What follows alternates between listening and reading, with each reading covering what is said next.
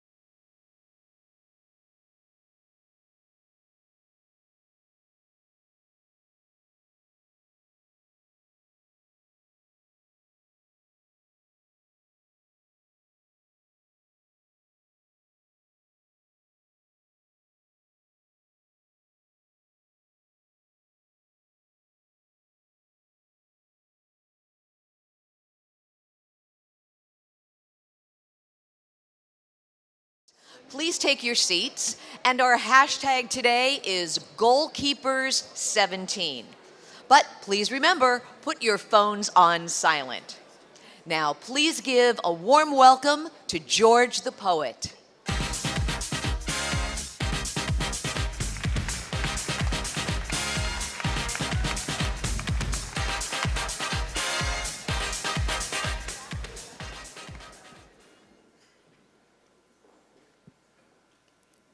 A sustainable world is not a pipe dream. It's actually much closer than it might seem. In a short space, we've moved leaps and bounds, and now we've got a lot to speak of proudly. Our technological feats astound me. Access to education has seen advancements, and elsewhere, breathtaking enhancements in healthcare. But to win the fight for the future, we have to win over those who can't see themselves there. It starts inside. The cynicism that we try to mask and hide needs to be cast aside so we can take on this task with pride.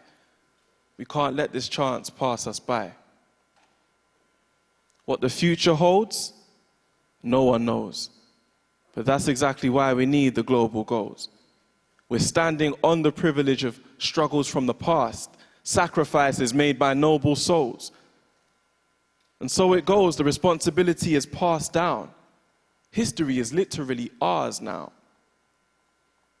There's no such thing as a perfect process, but the goals give us a framework for progress that we can work with, no less.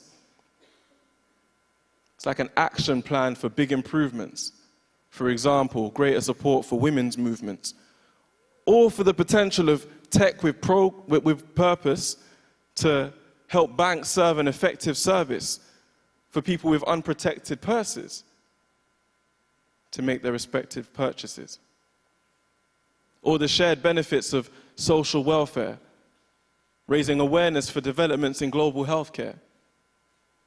All you need now is an imagination. And of course, the power of collaboration means that your dedication can lead to somebody's elevation. We can be the first hunger-free generation. We can end climate change with behavior change. Resolve conflicts in the face of danger. It takes a stranger to answer this call. That's what partnership's for. And I'm asking for yours, for your commitment in being part of a cause, to depart with the sources of hardship and war. Please, answer the call. Because life is just a moment. And this world is what we leave behind after it all. My name is George the Poet. Thank you very much.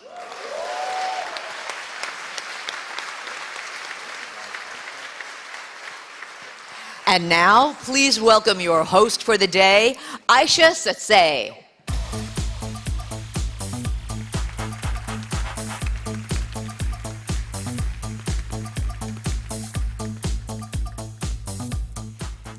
Thank you. Good morning. Welcome, everyone.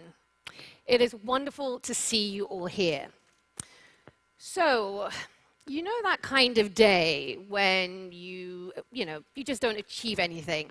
You sort of get up, stay in your pajamas, you make some vague plans, have a long lunch still wearing your pajamas. Then you get a little sleep, and then you watch the TV, and then you wonder what you did with 16 hours. This is not that day. Okay, so if you're inclined to run, you should run now. This is the exact opposite of that day. We hope that you will hear things, you will see things, you will do things, even eat things that excite, interest, and inspire you, and that you'll be able to look back and say, well, I never. That's if you speak as if you're from the 1950s. Well, I never. That was the day we worked out how we were going to change the world. In fact, you feel so satisfied with the outcome of this day that you can justify retiring to your sofa and binge watching Game of Thrones for an entire week, because you will be so ahead of the moral curve. So, we have got a really wonderful and busy morning here for you today. There'll be 3 sessions led by Melinda Gates, then Stephen Fry, and then Bill Gates, and there are quite a lot of surprises. Just in case there's any confusion, I am not Oprah Winfrey, so if you look under your seats, there will be no car keys. I am not giving you a car. So just to make that very clear. No cars, but we do have a delicious lunch for you. Yes, that's right. You can whoop at that because it's worth it.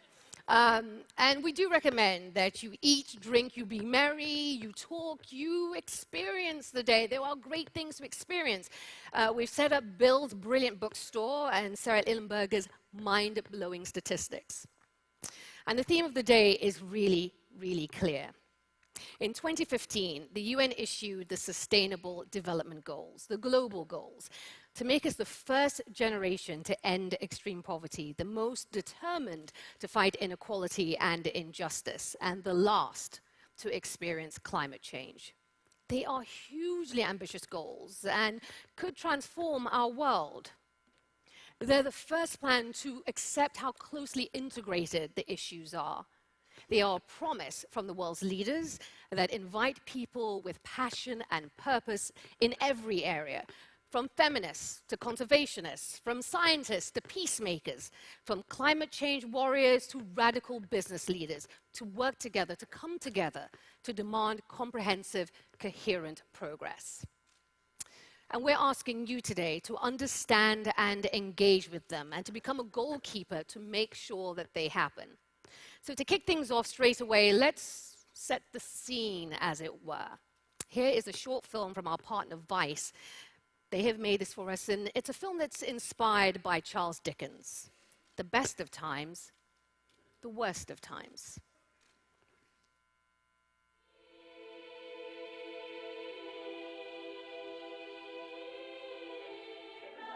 It was the best of times. It was the worst of times.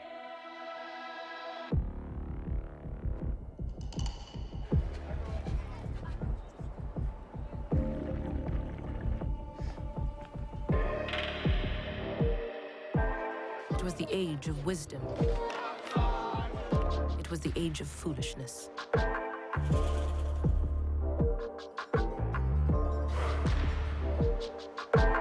It was the epoch of belief.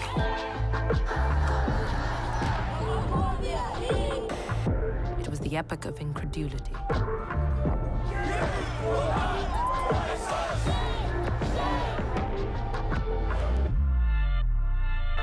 It was the season of light. It was the season of darkness.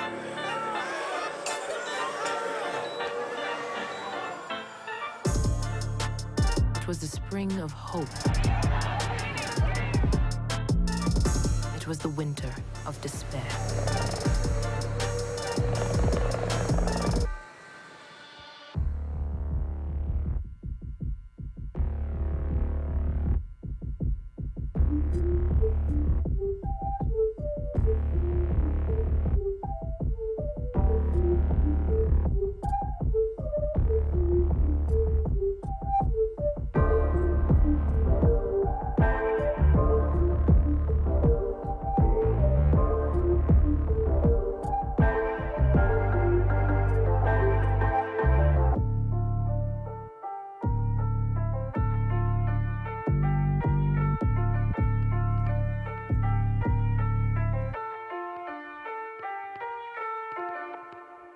Oh, thanks to Vice for that.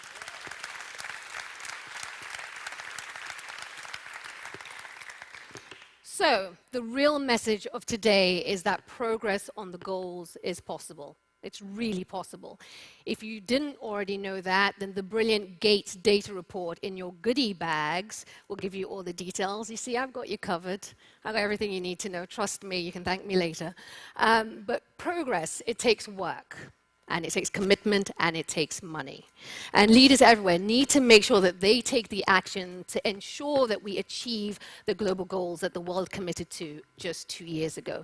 And that we don't get complacent about the promises we've made. Everyone has to keep innovating and collaborating in order to achieve the best of times. And the Goalkeepers event, we hope, will become an annual moment to bring brilliant minds together, to bring leaders and experts all into the same room and to make sure that we do exactly that. And today we'll be announcing the first set of Goalkeepers accelerators. Now these are partnerships between various partners, government, civil society, media, private sector, which aim to accelerate progress towards the goals in crucial areas. But before I introduce the curator of our first session, can we just introduce ourselves to ourselves, kind of, just kind of like we're at a wedding, without the electric slide. You're not going to be doing that here. Just so that we kind of know who's in the room. So I'm going to be expecting a show of hands. You're going to have to get involved. I say it's like marriage. You get out what you put in. Everyone under 40, show of hands. Woo! Wow. Okay. I'm not going to take it badly that I'm not in that group. It's okay. How many of us from outside the US? Yep, we rule, foreigners rule. How many of us would say that we're in the creative sector, in the business of communicating things? Good, healthy representation. How many of you have been Big Brother contestants? No judgment, no shame. Big Brother contestants in the house? Maybe you can tell us over lunch. I'm sure there are a few of you here.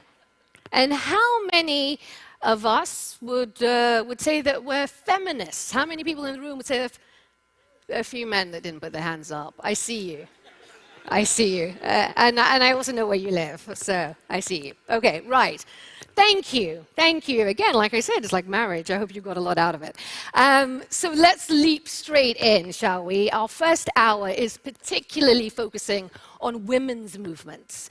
Now, women's movements aren't just, it doesn't just mean suffragettes and, women's lib and burning your bra. No. It means a lot more than that. And this little film that I'm about to show you is going to show us the past and point us in the direction of the future. Take a look at this. There's an old friend that I once heard say something that touched my heart, and it began this way.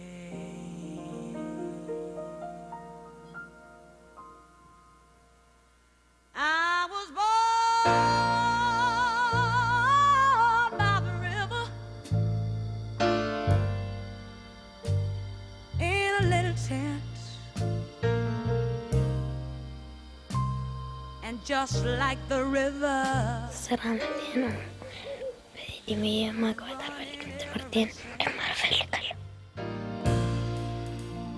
are tired of war. We are tired running. We are tired of our children being raped. Kindly convey this to the president of Nigeria. Thank you. oh yeah. And when I Serve you withdraw it. Never. was right back down, down on my bended knee. Yes, I was. Oh, but I know a change is gonna come. Speak truth to power, tell him what it is you want, and then let history be the judge of all of you.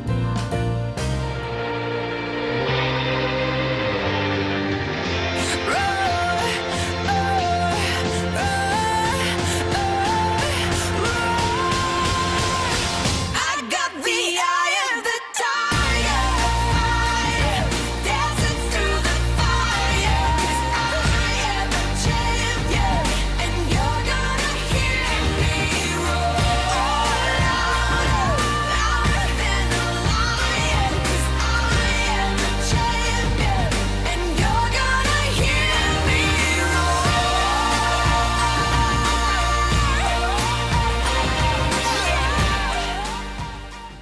Aren't women awesome?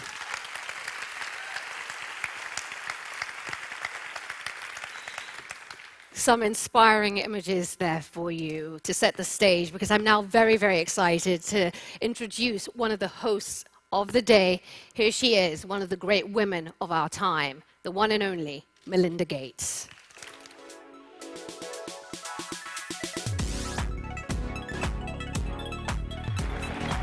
Thanks for the warm-up.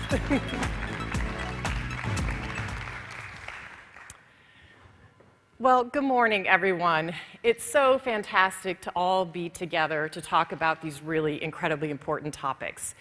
And so welcome to all of you into this space. I have to say that when Bill and I started the foundation, I wouldn't have guessed that 17 years later, I'd be in an event like this to talk about women and girls. You know, at the time, we were focused on global health and development and how technology and innovations could make people's lives better. And as you're going to hear this afternoon, we're still focused on those things. But I think what we didn't realize yet at the time was how gender equality fits into that equation. It took us a few years and a few great partners and some really amazing teachers before we learned a lesson that the world is slowly waking up to. Gender equality is a prerequisite for progress on every other issue that we all care about. None of us can move forward if half of us are held back. So if you want a healthier, better world, then you need to put women and girls at the center of the agenda. The data tells us this, that women are some of the most important change makers in the world. They help lift their families out of poverty. They create the conditions for a more stable and secure world. They topple barriers, they promote equality at every chance they get. And as you saw in the video, women have become masters of this grassroots change. Now, for most of history, women haven't had access to formal networks of power. So we've learned how to take things into our own hands. It's often out of the spotlight, it's often under the radar, sometimes far away even from a reliable internet connection, if you can believe that. Women's movements have been forging and winning campaigns for a better, more equal future for a very long time. And some of these stories, you may know some of them already. You may know how the US women organized to win the right to vote almost 100 years ago, or how in Liberia they helped end a devastating civil war and brought peace to their country. You may have even been there last January when women peacefully gathered all over the world in cities to insist that their voice be heard in the conversation. But some of the other stories, they may be new to you. How women have organized themselves, like to make sure they get workers' rights in Pakistan, widows' rights in Ethiopia. How they've campaigned to end violence in El Salvador, and how to fight for the rights of people living with disabilities in Indonesia. How in so many places around the world there are women on the front lines in so many ways. They're fighting for this vision that we've laid out at the UN for these future goals, for these global goals. So even so, you won't hear much about these women's movements if you go over to the UN General Assembly Hall this week. Because these movements that we're talking about today, they're largely unrecognized and they're very often under-resourced. But that is slowly beginning to change. We're joined today by some of the people who are funding and leading this work. And together, I want us to imagine what it could look like if we tapped into the potential of these women's movements. And we finally started giving them the investments and the full attention that they deserve. What I hope you're going to hear over the next hour are what we're learning from activists and experts and statisticians and great storytellers. We're going to talk about how each one of us can use our platforms to influence and support these movements. We can do that as partners. We can do it as champions. We can do it as advocates. We need to let the world leaders know that if they're serious about creating a better future, then they need to take the power of these movements seriously too. They need to look at empowered women as allies and women as these movements and instruments of progress and change. And these leaders, men and women who you'll hear about today, they need to look at themselves in the mirror and they need to say, this is what a feminist looks like.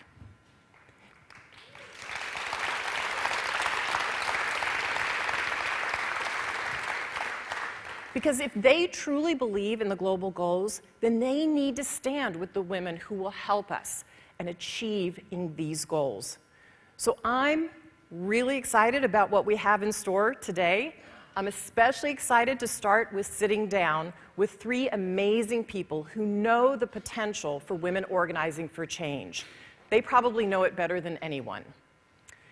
Lima Boe won a Nobel Prize for leading a women's peace movement that helped end the civil war in Liberia. Nicholas Kristof is a prize-winning journalist at the New York Times, and together with his wife, Cheryl Wudung, he wrote a book that they co-authored together about how we need to lift up the other half of the world because it's our best chance to get ourselves out of global poverty.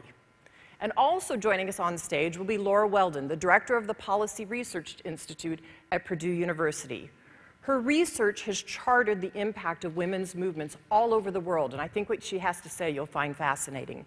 So please help me in welcoming them to the stage.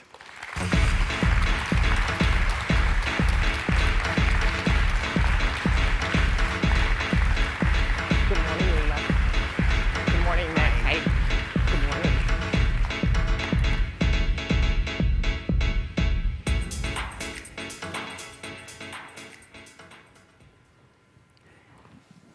So welcome to all three of you for joining me on stage. I think you know our topic is women's movement and their powerful impact that they can create around the world.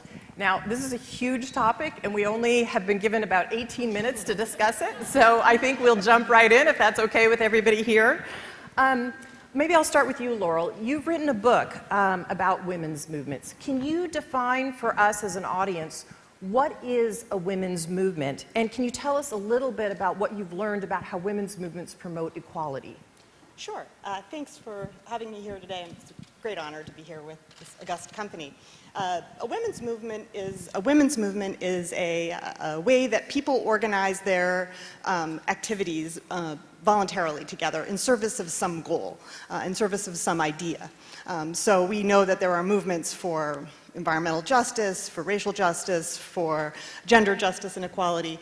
And when the majority of the participants in these movements are women, we think of them as women's movements. We call them women's movements.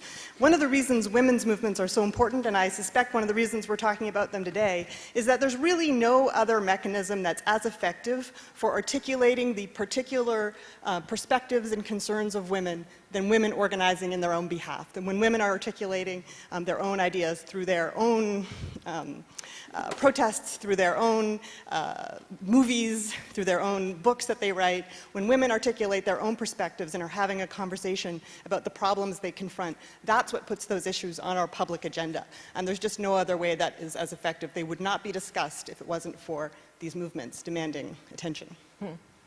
So Lima, you've led one of these women's movements, and I think, you know, when you first wrote about this for the rest of the world in 2003, you said that what you started with was just your conviction and $10 US, I think, in your pocket.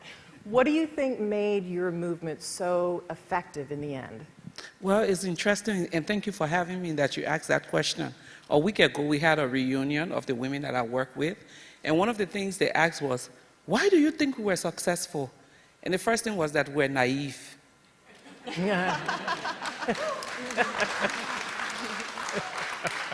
None of us had been on an airplane to come to the US. None of us had heard about any foundation that was giving money except for the local organization, let alone did we have any idea of the Nobel Peace Prize. The movement was about what was happening in Liberia. It was not just a thing about bringing peace. It was about the livelihood.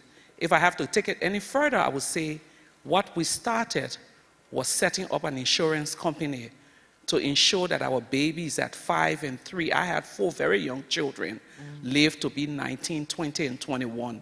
It was about ending the rape, because a vast majority of the women who work with me either lost children or had been raped or had gone through some kind of trauma. So it was about sustaining our livelihood. We, women in these communities, are the nurturers of society, and it was upon us to change it. When you look at the statistics, and we were looking at the statistics, the war started with one warring faction. By 2003, we had gone through over 14 warring factions and made it more than 13 peace agreements. We asked ourselves, these men have done it, the same thing over and over, insanity. We have to come and bring some sense and sensibility to the process. So instead of starting a women warring faction, let's start a women peace movement.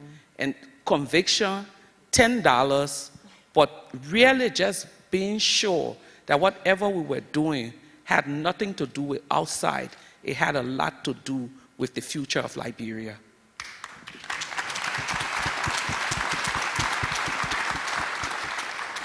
A friend of mine calls that standing in your own authority, which sounds like exactly what you did.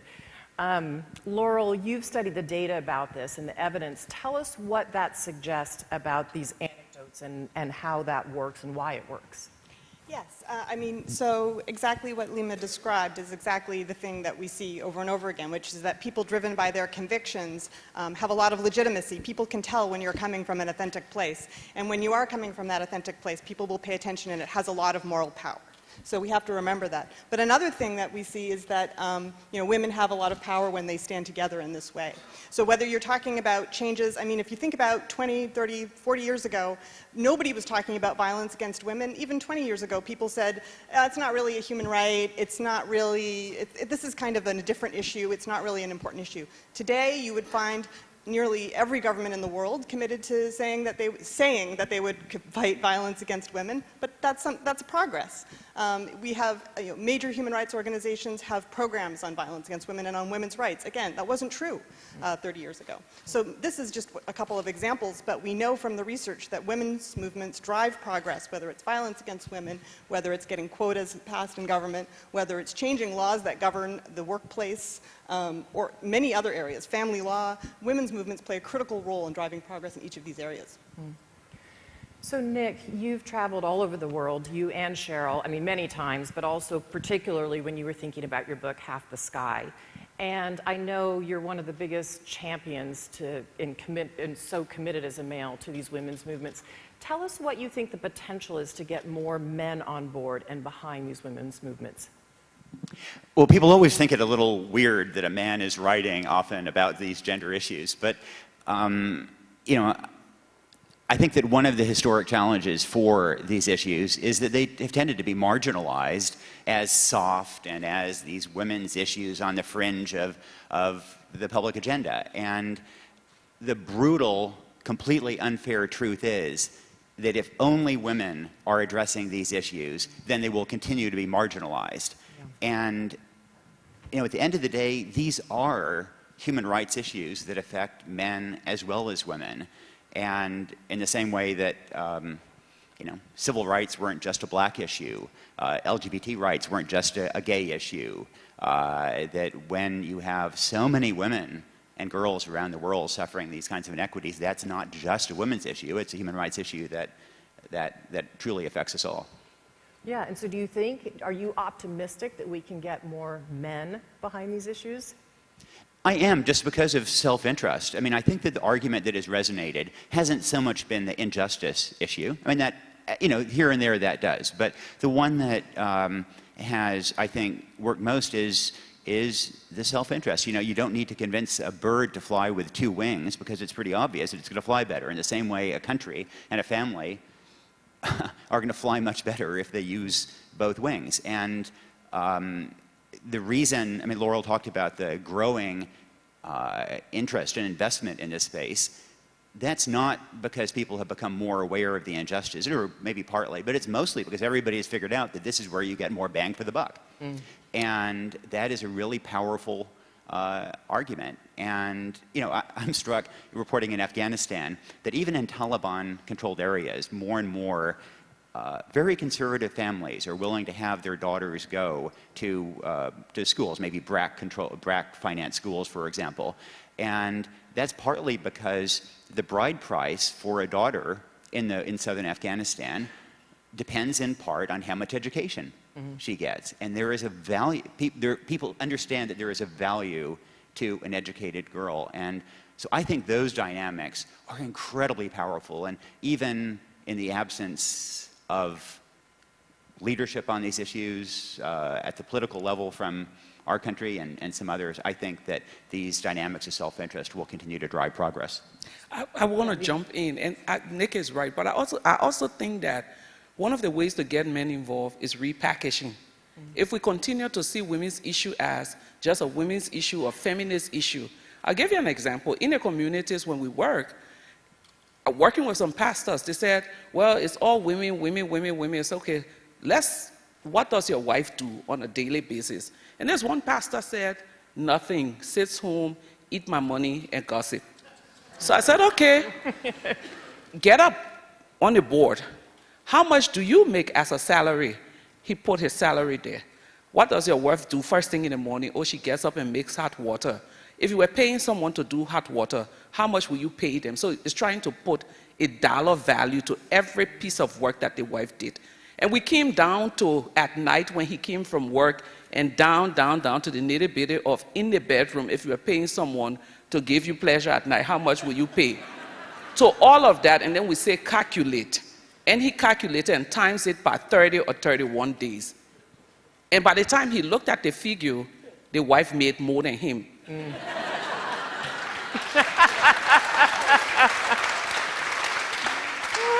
For him, he had never sat down to think about adding monetary value to the work that she did. And the one thing he said was, no one has ever told me this. And so I think if we begin to repackage these things and take it back into the communities as community work with men, you will get them to begin to rethink that rape issue is about your daughter, that gender violence is about having an unhealthy wife and it eats into your pocket. Yeah, and I think as we start to look at women all over the world, we're learning also that the amount of unpaid labor they do every day, 4.5 hours compared to man every single day, keeps her out of the workforce. But conversely, once we get her into the workforce and she starts earning a little bit of money, the whole way her husband views her, her mother-in-law changes. And that is part of a women's movement, these small grassroots women trying to get women more savings and working. Lima, you've talked about grassroots issues for a very long time, and you've really advocated strongly on the world stage to get more funding for this. And I know that's been a tough issue. We talked about that a bit backstage. But I also heard that when you first met Justin Trudeau, you made him cry. Can you tell us a little bit about that? What did you say to him? Well, the Prime Minister wanted to know what $10 could do for peace. And when we did our activism, it was time for taking the guns away from the boys. And so we were working with the generals, working with the UN, working with everyone. I sent some of the women into the cantonment sites to work with the boys. There's this one Muslim woman who had lost her daughter in the war, and she was part of our movement. So she was feeding this fighter who had multiple gunshot wounds. And he looked up and recognized her and said, "Sit me up." And she sat him up, and he asked her, "Where's your daughter?" She said, "Oh, she died." He said, "I know." So how did you know? He said, "Because I killed her." So when she came back to the office crying, we asked her, "Did you stop feeding him?" She said, "No." Isn't that what peace is? To continue to do the work, because I knew at that moment I would come back to my sisters and we could cry together. But Melinda, beyond that question of making the Prime Minister cry, and beyond the whole issue of, I get exhausted going from place to place trying to make a point that grassroots women's work is worthy of funding. I'll pick on your husband a bit. Because if I didn't do that, I'm not here. When you talk about computers and everything about technology, if he went on the global stage today and made a prediction, everyone will pay attention to him. And if he said, "I need X amount of dollar to do this, to avert this," people would give it. That's his expertise. He lived, breathed, everything technology. I'm an expert in my community. I don't need people to give money to someone to come and tell me how to spend it. And this is what you see with a lot of the women's work. But beyond that, you also see it with the way it's projected in the media, in literatures, and all of these things. So one of my passions now is taking our message to universities. So we started this program at Columbia that we're launching in October, where grassroots women will come into this space and be the ones helping professors to inform some of the courses around women, peace, and security. But it's high time we reimagine grassroots women work, we reimagine peace and security, but it's also time, Melinda, and you all are smart investors, you and your husband. There are women's organizations in Africa, like the African Women's Development Fund. If you give them money, they will make sure that money gets to the people. I would not have been on this stage. I would not have been presenting that paper to President Taylor in the video had it not been for AWDF taking the risks with these Liberian women who no one had heard about. And there are many laymen out there waiting to be Nobel laureates, waiting to meet Melinda and Bill Gates.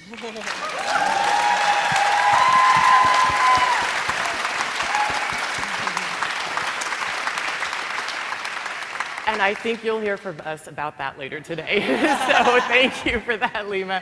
Nick, you and Cheryl talk about in your book, lifting up other women.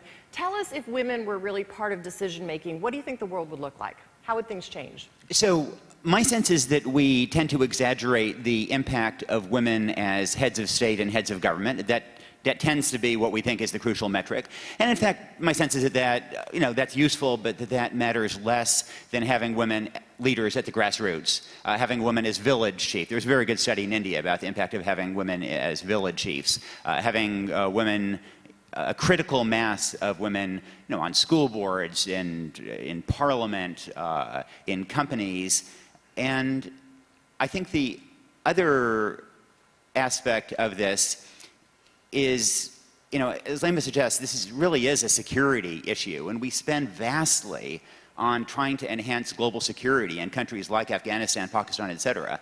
And we don't think of these gender issues as a security issue, but if you try to think how you can make Afghanistan or Yemen less likely to fall into civil war, then part of that is empowering women and also addressing fertility to avoid a youth bulge in the population 15 years down the road. Yeah. All right, I could speak about this topic all day, as you all know. I could use up the whole day, but just a quick lightning round before we close.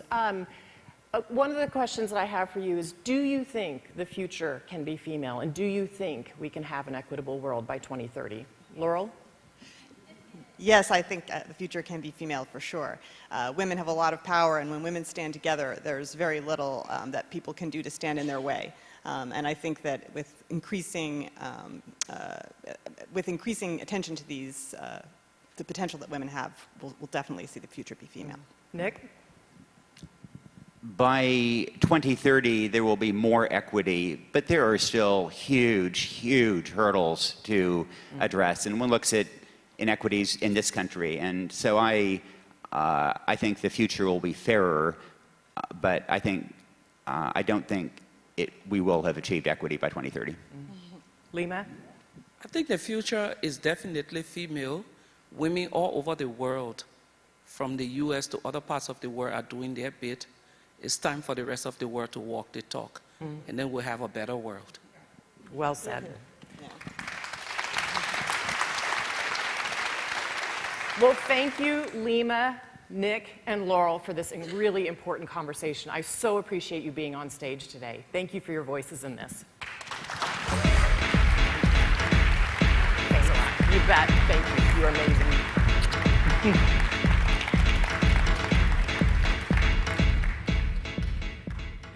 So when we talk about the global goals, that conversation is often very data-driven. And quite frankly, it should be. But it's also important to understand how that data comes to life. When I started traveling for the foundation over 17 years ago, I started to learn about some of the stories behind the data. And behind those trend lines, we see that the world is moving in the right direction. And that behind that data are millions and millions of women pushing the world in the right direction. One of these women is here today. Please welcome Bina Maseno to the stage.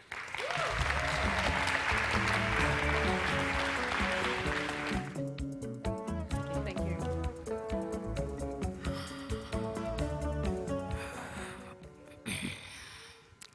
Thank you.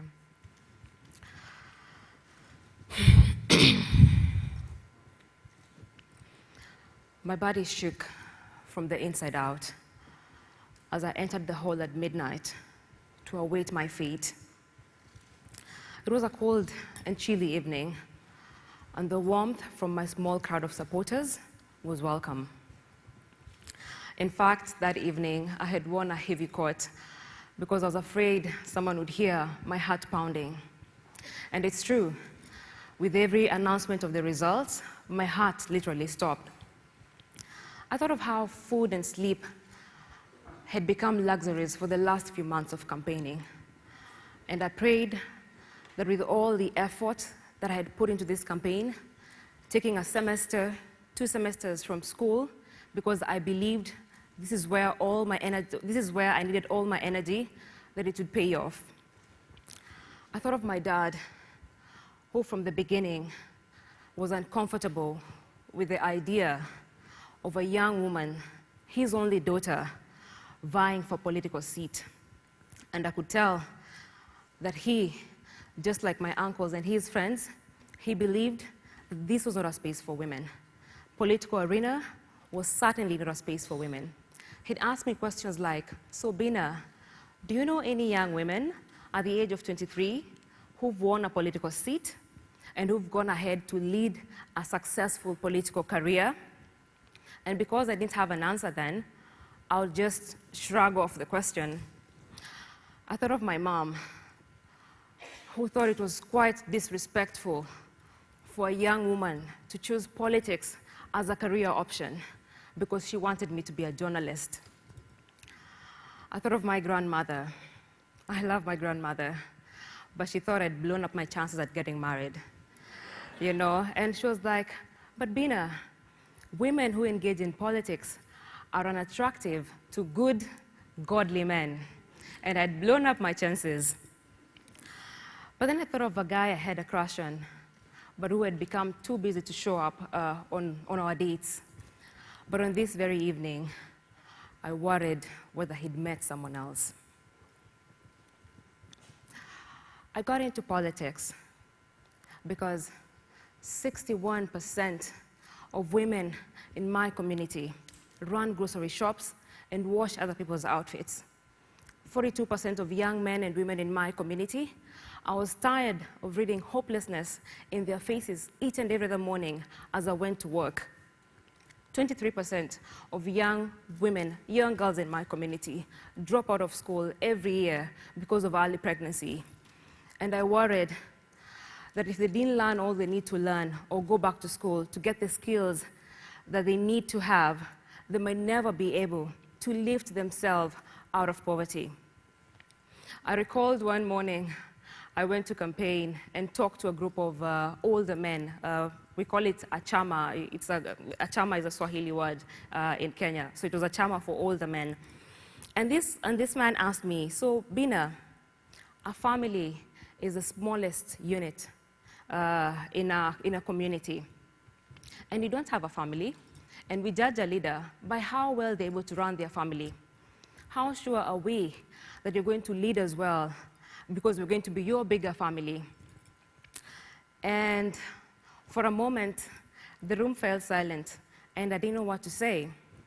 But then I thought about an evening when I was leaving a crowd, and someone tried to pull down my skirt, and for a moment, I could not believe that no one could even say anything about it. And when I went to report about it, all they said it is a normal thing. It is a normal thing in politics. So by now, they had announced results from all the 6 polling stations, and I was not leading in any of them. I was number 3 out of 12. I was hurt. I could not believe the community could not see how sincere I was. I could not believe I was betrayed. I wondered, all those people were supporting me. What happened? The numbers were not adding up as much as the margin was very small. And for the next 1 month, tears became my food. There are moments I would look at myself at the mirror and wonder whether that was me. My haunted eyes, the dark circles around my eyes, and at times I had like to wave to know, oh, Bina, that's actually you. And this was a situation for a whole month. And it was that time of the month that I had to go meet my mentor. And I literally had to drag myself out of the house to go and meet him. And he knew better not to ask me about my experience.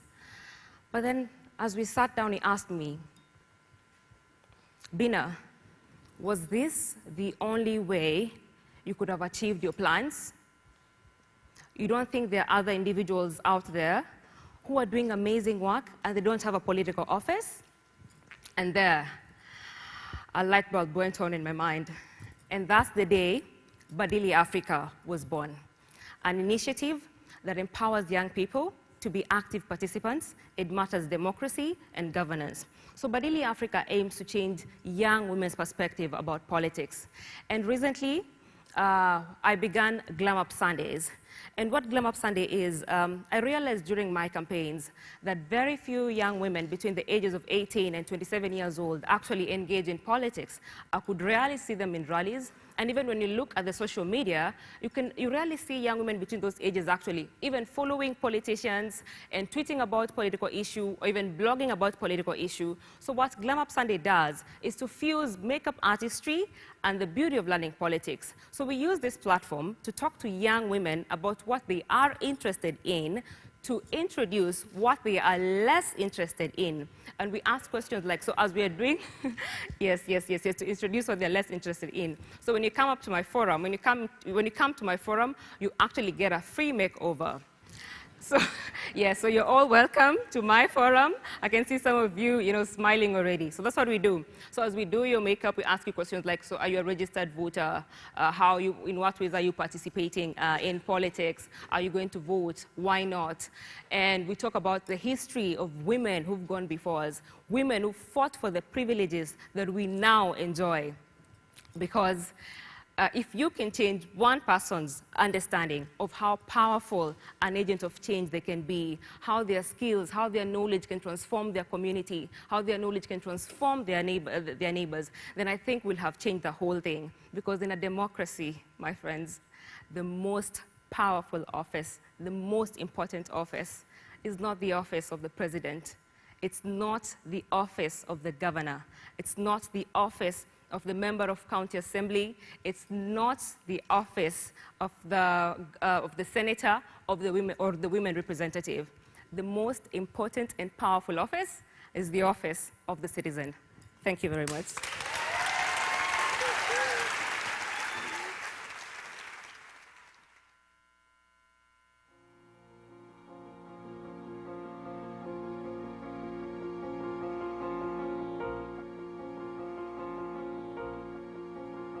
Femme, je te demande de sortir de ton silence. Rêve ta vie, danse ta vie, elle est si belle. Moi, une femme qui est déterminée. Ambitieuse. Forte. Passionnée. Une femme courageuse. I'm a powerful woman. Éduquer les filles. Éduquer les filles, c'est construire les nations de demain. When we exclude women, when we exclude half of the world, then we create a world which just serves to the needs of the powerful rather than serving needs of everyone. If we want to change it, first we have to give this hope to girls.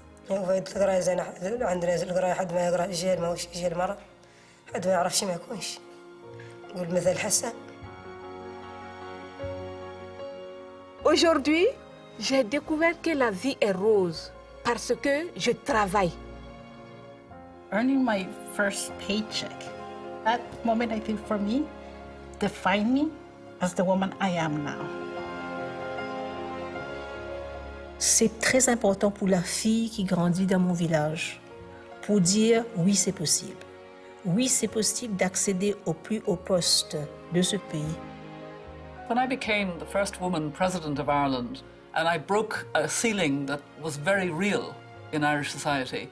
But I myself, I don't know, felt quite confident, not that I knew how to do it completely, because I was finding my way, but that I was as able as any man, and I would do it differently and enjoy doing it differently, and hopefully do it better. Choice is the most powerful thing we have in our lives as women, the ability to choose our own destiny, to determine for ourselves what our lives will be and what they will not be. That is the most powerful thing we have. Moi, une femme indépendante. Déterminée. Kind and loving. I'm a warrior. Extraordinaire. Moi, une femme, et moi, fière, moi, une femme.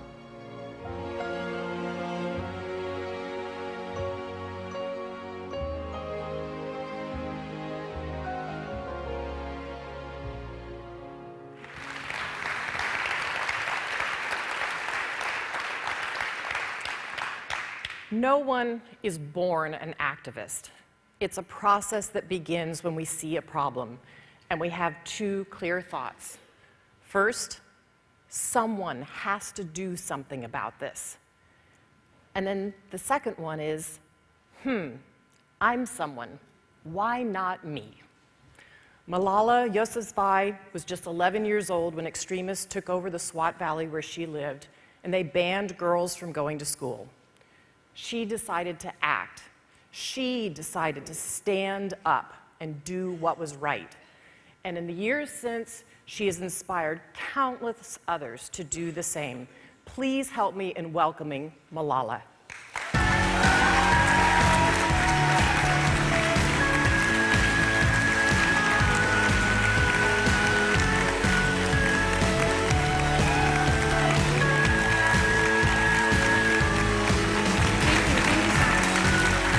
Thank you.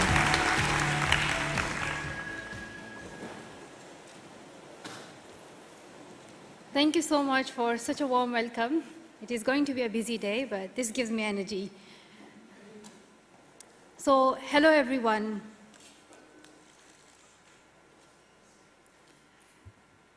If one girl with an education can change the world, what can 130 million do?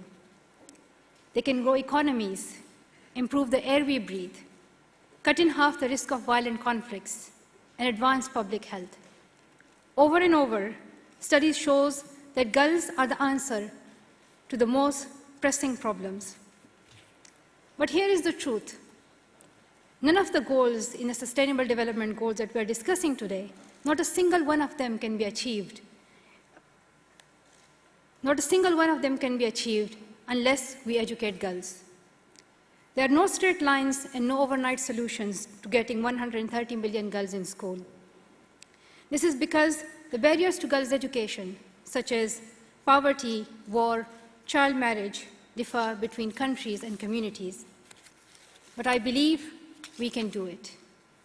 I believe we can see every girl in school in my lifetime, because I believe in local activists and champions. My father was one of these activists. He's here in the audience somewhere, there, if he can stand.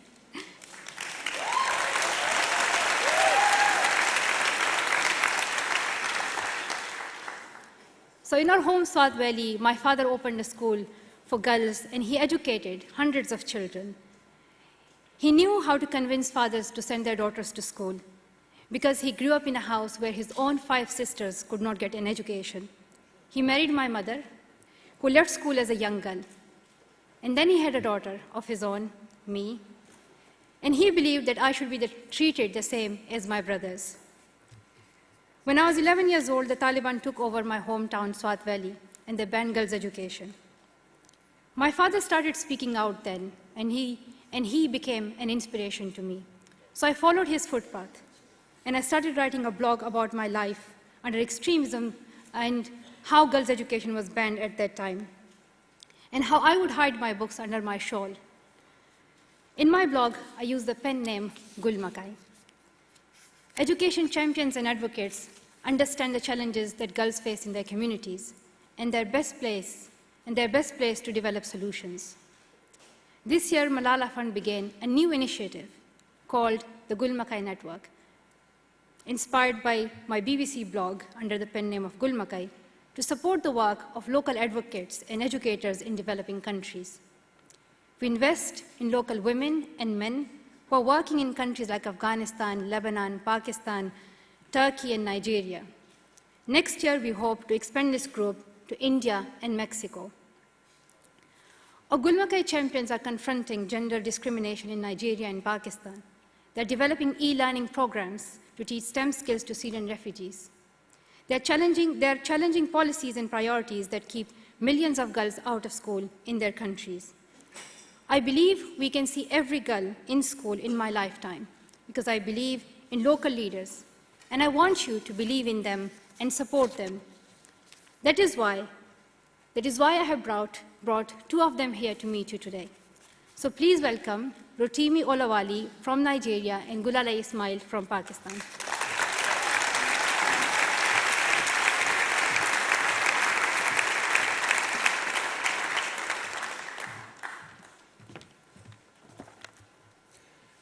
Early in my career, I worked with a Nigerian organization that was offering leadership training for women and men.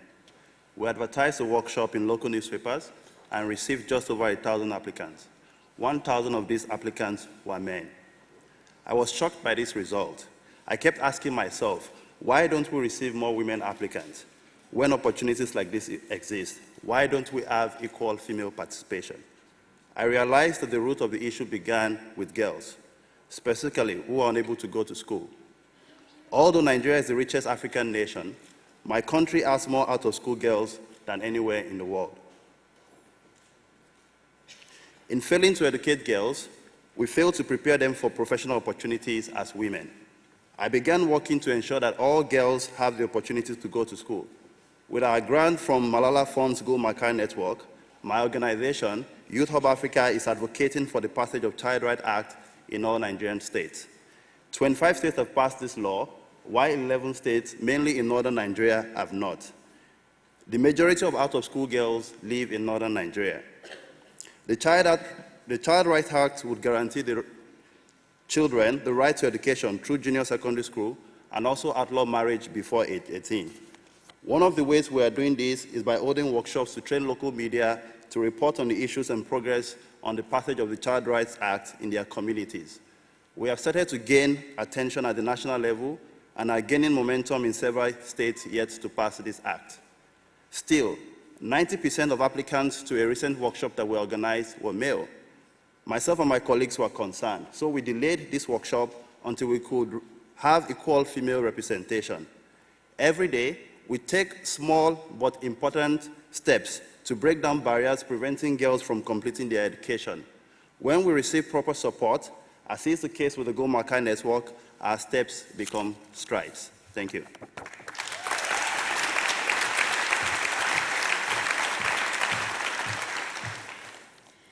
When I was 13, I watched as my 15-year-old cousin's dream of completing her education and becoming a pilot fell away. She was taken out of school and forced to marry a man twice her age.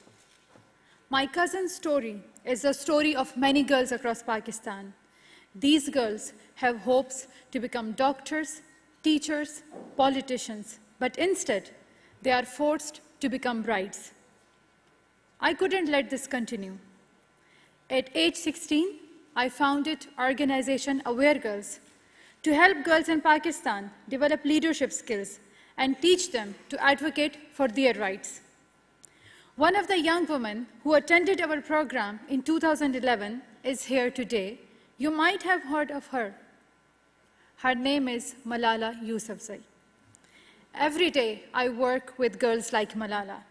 They understand that if they don't speak out for their rights, their world will not change. They participate in our programs and return to their communities as agents of change. As a Malala Fund Gulmakai champion, I am able to support these girls and their path to the classroom. I have connected with other organizations who share our mission to see every girl in school. Together, we are conducting a joint research on the barriers preventing girls in Khyber Pakhtunkhwa province of Pakistan from completing their secondary school. We need to invest in the next generation of leaders, the next generation of Malalas. When a girl is educated and empowered, she not only changes her own life, she changes her family, her community, and sometimes even the world. Thank you.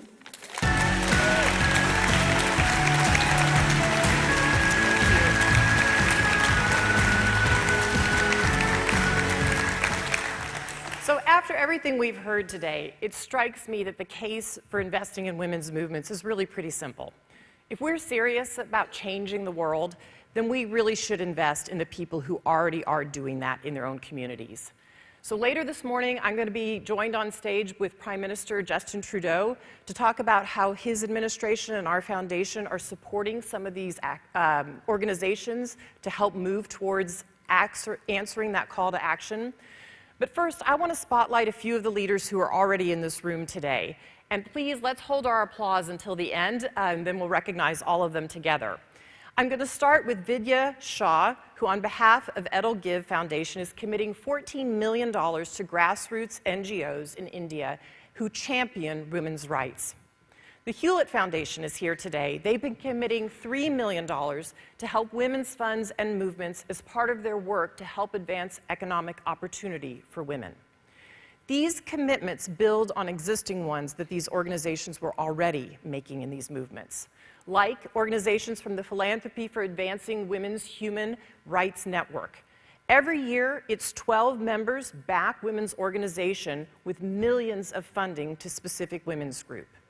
And alongside leaders in philanthropy, we have leaders in government, like Minister Plumon of the Netherlands. Under her leadership, the Dutch government announced a $40 million Euro fund called Leading from the South. Its whole point is to back women's organizations in Africa, Asia, the Middle East, and Latin America. Together, all of these commitments will help women's movements cover more ground. So will a new program from the Points Guy. They've committed to raising 5 million airline points so that activists can fly to meet with the leaders that they need to meet with to help have their cause heard. And last but not least, Glamour magazine. They're doing more storytelling about women's movements and asking their readers to submit stories about women's movements that are working all over the world. So will all of these leaders please stand and be recognized?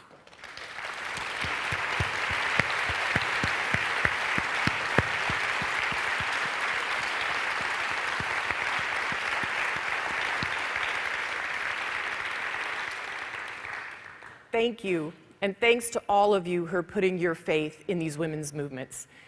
Many of you have been at this work a lot longer than our foundation has, and we've learned from a lot of you. We are incredibly grateful for your leadership on these topics. Your work has made the case for the investments that we've already seen that have been made today.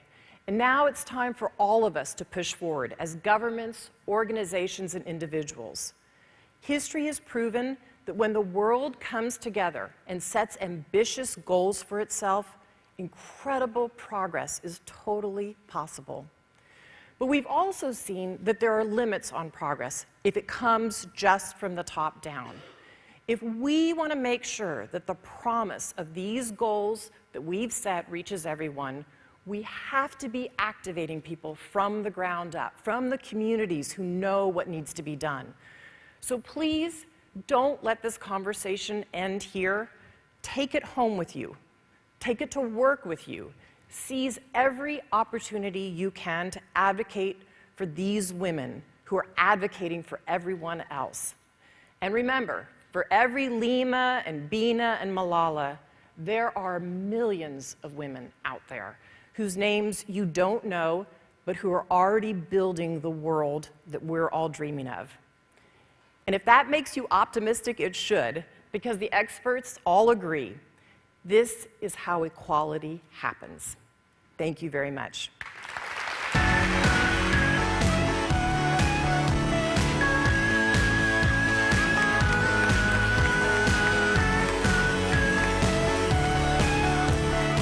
I'd like to thank Melinda for that. She is a huge inspiration to so many people.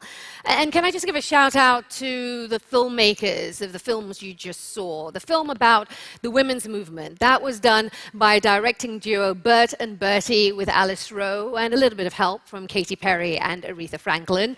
And Bert and Alice are actually here in the audience today. Can you put your hands up? Can we give them some love?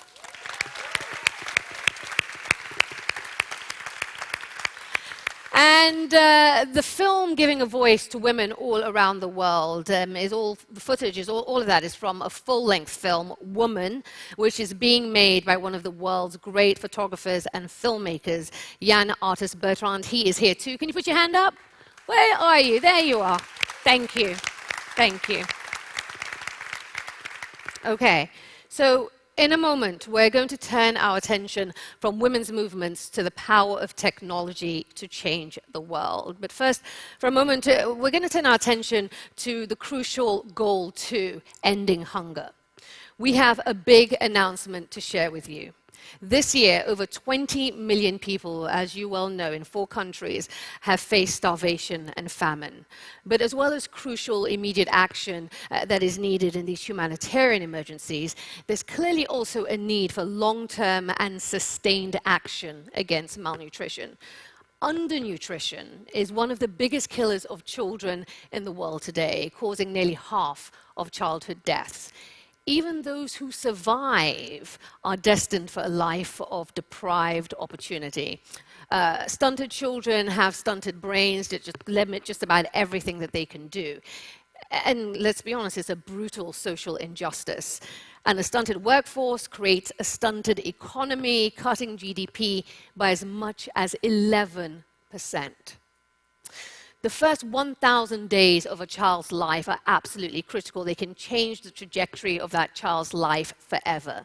Yet very little money is being invested in this critical area.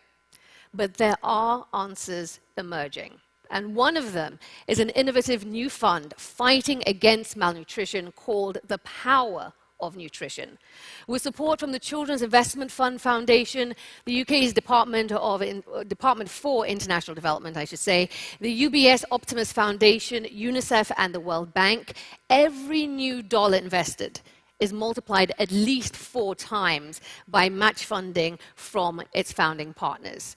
It has committed to raise $1 billion with a mission to reach 8 million children. It has already invested almost 100 million in the futures of children in Tanzania, Liberia, and Ethiopia.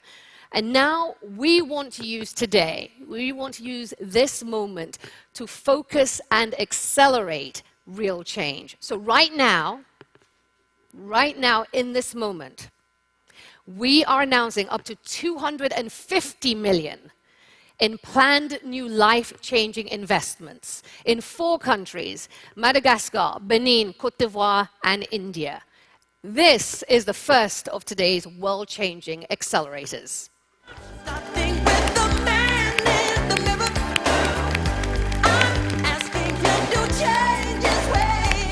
Well, many of the people supporting the investments across these 7 countries are in the audience today. As someone who has a non-profit, and I know how hard it is to get people to give money, if you stand, I promise I will applaud you. So will you stand so that we can applaud you for giving money, for being part of this? Can we do this? Those who are part of this accelerator to end hunger, please stand so we can applaud you.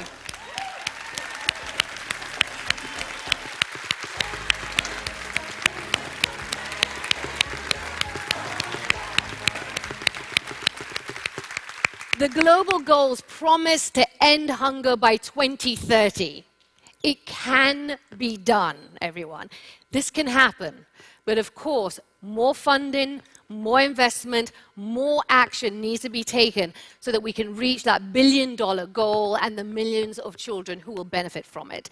If any of you in this room can help unlock the money that is needed, I speak for Bill and Melinda, I know that they'd appreciate hearing from you, okay? They would be very, very, very keen to hear from you.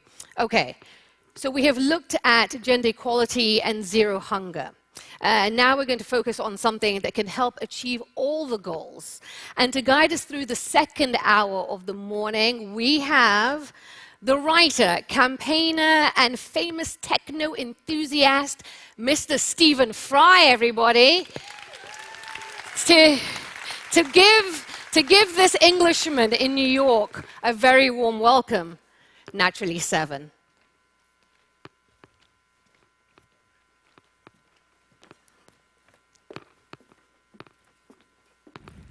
One, two, three, let's go.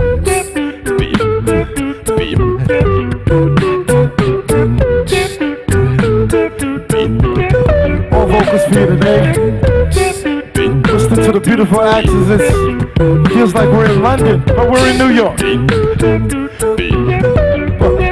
How you feeling? I don't drink coffee, I take tea, my tea. Alright. I like my toast done on one side. One side?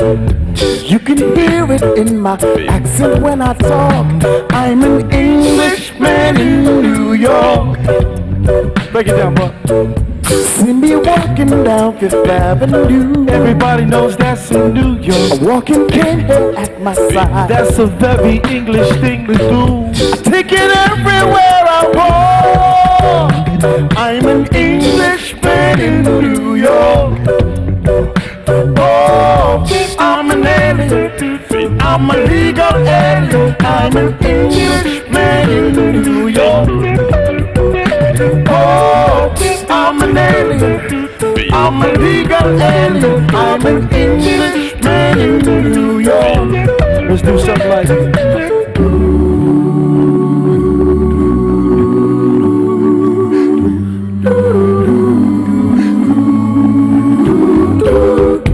Manners make it, man, as someone said. Someone said it. He's a hero of the day. He's a hero, he's a hero. It takes a man to suffer ignorance and smile. Be yourself, no matter what they say. Oh, I'm an alien. I'm a legal alien. I'm an Englishman in New York.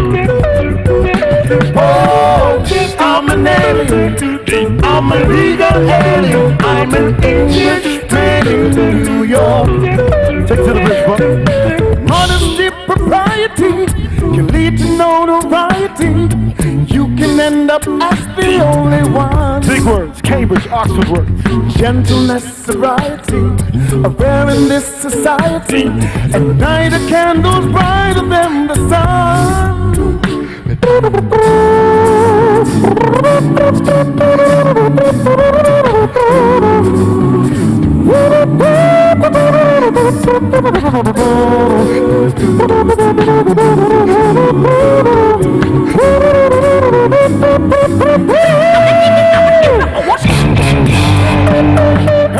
Hey, put your hands up, put your hands up. Hey, hey, hey.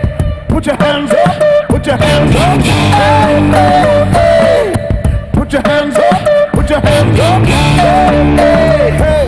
Listen, let's hear it from New York. Concrete jungle where dreams are made of. There's nothing you can't do.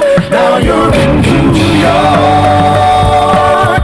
These streets will make you feel brand new. Big lights will inspire you. Manners make us man, as someone said. Someone said that he's our hero of the day. He's our hero, he's our hero. It takes a man to suffer ignorance and smile. Be yourself, no matter what they say. Be yourself, no matter what they say. Oh, I'm an alien. I'm a legal alien. I'm an Englishman in New York. Oh, I'm an alien. I'm a legal alien. I'm an Englishman in New York. He's an Englishman. I'm a legal alien. I'm an Englishman in New York. Oh, I'm an alien. I'm a legal alien. I'm an Englishman in New York. Here we go, here we go. I'm an Englishman in New York. What you say, what you say, what you say? He's an Englishman in New York. What you say now? He's an Englishman in New York. Come down, come down, come down. He's an Englishman in New York. What you say, what you say? He's an Englishman in New York. Oh, wow. Thank you. Thank you, guys. Thank you so much. This is probably the wrong time to tell you that I'm Welsh. No, I am English. My darling is darling. Thank you so much for that extraordinary play on music. I cannot begin to express to you how delighted, charmed and honoured I am to be here with you for this extraordinary day. These sessions that form a part of events like this are the drops of water that turn into streams, that themselves become rivulets, that transform themselves into tributaries that flow into the rivers that carve out new landscapes for our species. They're very important. You're all a part of that. And I'm the small trickle that is going to represent technology. In 45 minutes, I will be replaced by a man who is much wiser and much better and much more knowledgeable and much cleverer than me, one of the most impressive human beings in history, Mr. Bill Gates. They even claim, I think mistakenly, that he's richer than me. But he can tell you that himself. After Bill, it'll be lunch, which is strange, because in my culture, it's usually the bill after lunch. But before then, if it's all right with you, I think we should try and change the world. And my particular pleasure, as I've intimated, is to be speaking on the subject of technology and the goals. How technology, which we so enjoy, we so relish, but we also fear and dread, how that's going to be central to getting us where we need to go. I think, as we start, it's worth stating my belief, and I know that I'm not alone in that, is that the ambitious, wholly admirable, and achievable global goals that are in the world's sights now cannot be scored without an alert engagement with and understanding of the technological revolution that is coming. And believe me, it is a revolution that will make the internet revolution look like a sideshow. As a little amuse-bouche, however, let's have a look at how people in the past saw the future.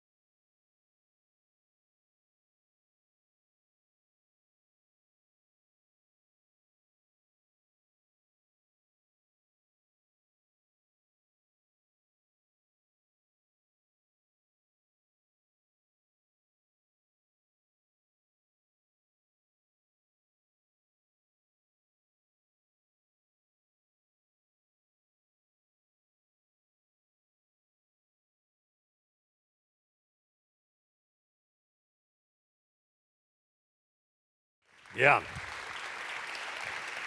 Now, of course, there are a lot of fears, some of them very well justified, about the dangers of technology, from what artificial intelligence will do to jobs and human motivation. And we have to make sure that we don't raise a generation whose level of engagement with the real world is only half that of their engagement with the world on their screens. But technology itself has no moral valency. It's neither good nor bad. If you take a pencil, when the pencil was invented, the inventor didn't know whether it was going to be used to write the words, "I love you," or paint a painting, or stab someone in the eye. All these things are possible. It's up to our human agency to make sure that the tools we construct are used for the good of all. Drones, for example, have a very strange reputation at the moment for buzzing around in places that they shouldn't, but their potential benign uses, drones, are endless. They can deliver food and medicine to disaster-struck areas. They can identify nuclear radiation zones. And in one project, they're moving towards eradicating the tsetse fly in Ethiopia. So to get the ball rolling, I'd like to invite on stage three remarkable people to give a real overview of how technology is going to be the prime cavalry in winning the war to achieve our global goals. And first, a great hero to those of us who are following every twitch and move in the world of tech. He has the most utterly groovy sci-fi name and has a story that's out of science fiction too, from his equally sci-fi groovily named company X. Please welcome Dr. Astro Teller.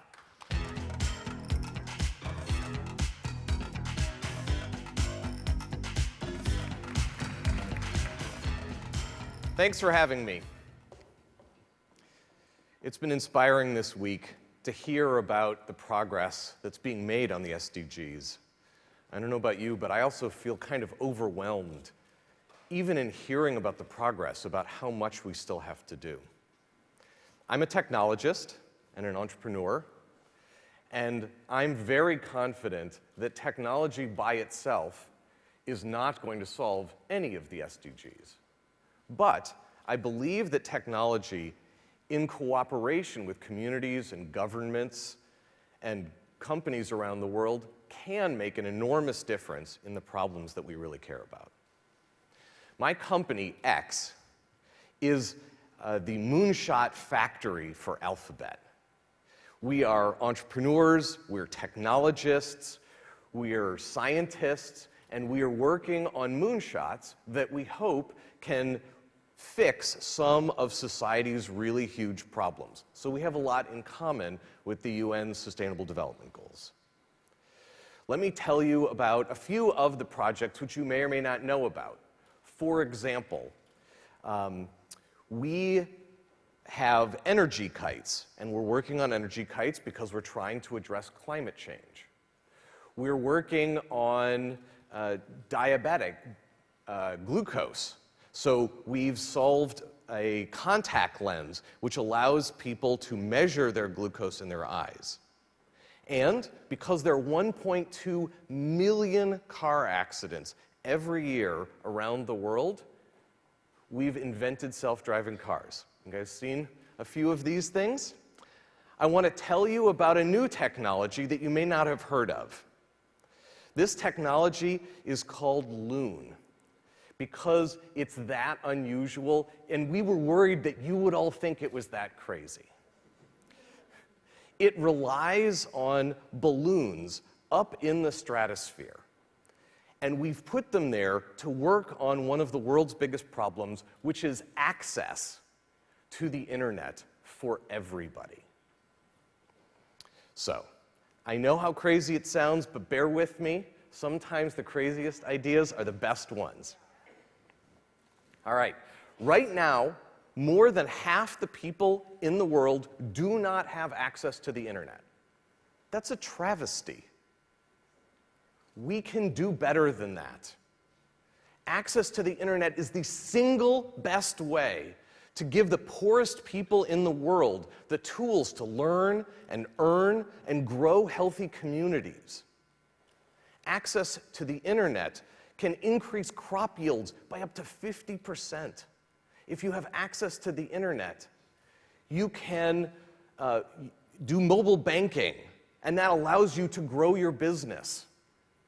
1 in 20 of the trillions of searches on Google every year is for health information. That's millions of people every single day who are reaching out to try to learn about health. But to really understand about how badly people need access to the internet, you have to go out into the world and watch what they actually do.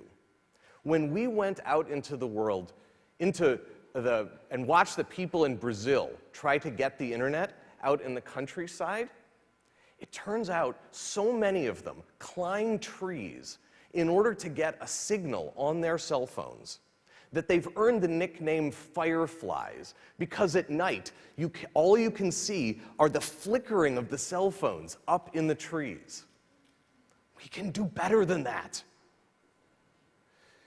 We see farmers who climb very dangerously to the top of water towers, hoping to get a cell signal so that they can get weather information so they can do better for their crops. There are trucks that go around rural areas all over Latin America. You leave your phone with them. The truck drives many miles back into town, hoping to find a Wi-Fi hotspot so that your phone can pick up a few text messages and emails and then drives all the way back out to you in the fields. That's crazy how much we're putting carbon footprint on those first precious bytes for these people. We can do better. So Project Loon was invented as a more creative way to try to get internet access to the people in remote areas who need it the most. This is 4 billion people. So using a network of high-altitude balloons as cell towers in the sky, we deliver high-speed internet to communities below. So they're talking to each other, the balloons are talking to each other, and they're beaming internet to the ground. We've been flying and testing these balloons for 5 years now. We've flown more than 25 million kilometers already, so it's not like we just started. Our best balloon lasted 190 days in the air, and we expect to break that record soon. As I'm sure many of you know, earlier this year, Peru was hit by extreme flooding. When the flooding hits, when any disaster hits, it often wipes out communications at the time that communications goes from nice to have or important to have to literally the difference between life and death. Now, as it happened in this particular case, we were flying over Latin America at that time doing testing for Loon. So we reached out and said, can we help? And thanks to the amazing contributions of the Peruvian government and our partner Telefonica, we were able to move just recently, this spring, from this is so crazy but it might work, this is something we're proud of and we hope someday could change this huge problem with the world, to let's just turn it on. These people need this help right now. We turned it on, and in the first 6 weeks, tens of thousands of people around Peru who otherwise would have had no internet connection, got internet as a normal service. Many of them didn't even know it was from a balloon. From us, 160 gigabytes of data, which is about 2 million emails sent and received, about 30 million text messages. And this has been profound for us because taking that step from maybe to definitely, we can do this, let's go bigger, let's help more people, that is so empowering for technologists to see your work out in the world and really helping. So, I want to leave you a little bit inspired.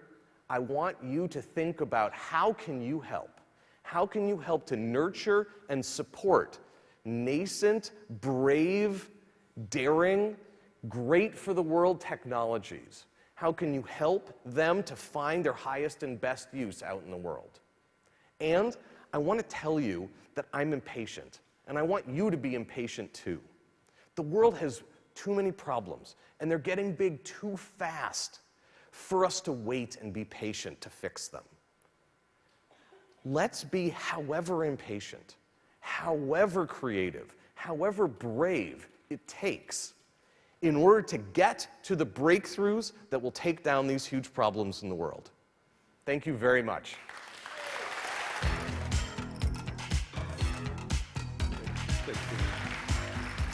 Thank you so much, Astro. Absolutely wonderful. I'm going to volunteer to be one of the people in those balloons. So, I may have got that a little bit wrong. A perfect example there of innovation and partnership, actually and immediately changing people's lives. What a great example of the power and grace of technology to help achieve the goals. But a lot of what technology does is, as people like to say these days, granular. We won't see it happening. It subtly and magnificently changes the world. We can look down now from the skies to a place where technology is having the most profound effect. Historically, the lack of financial inclusion, that is, the number of people without active access to a bank account, has been a huge brake on human progress, particularly for women. Well, suddenly, all of that is changing.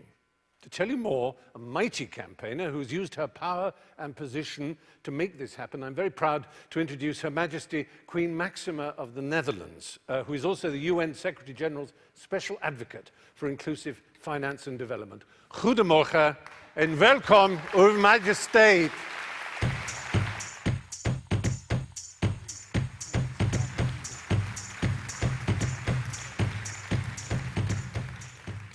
Goedemorgen.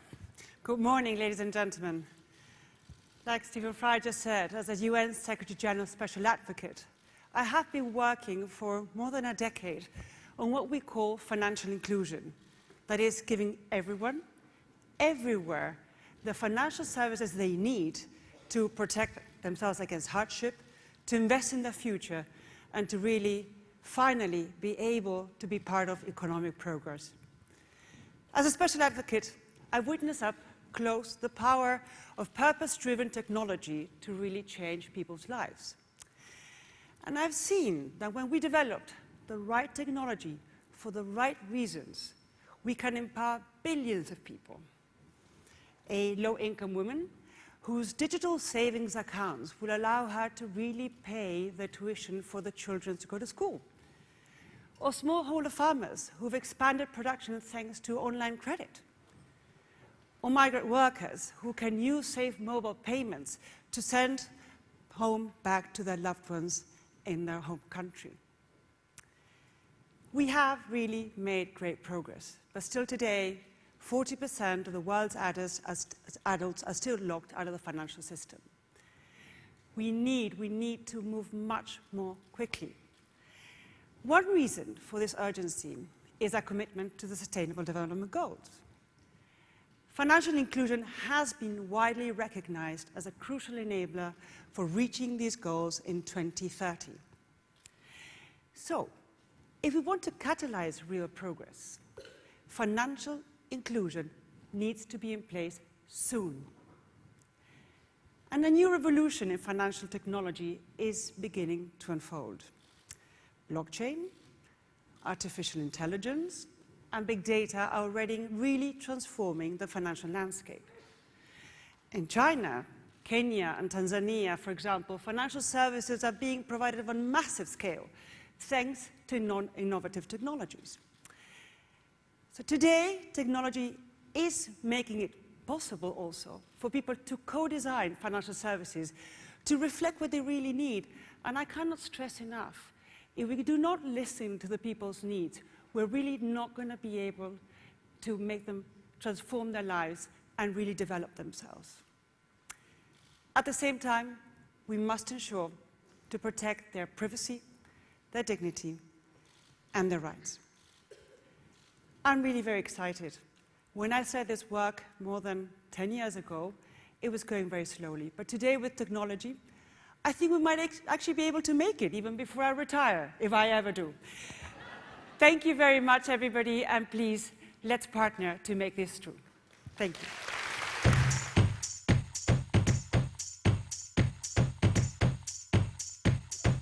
Thank you very much.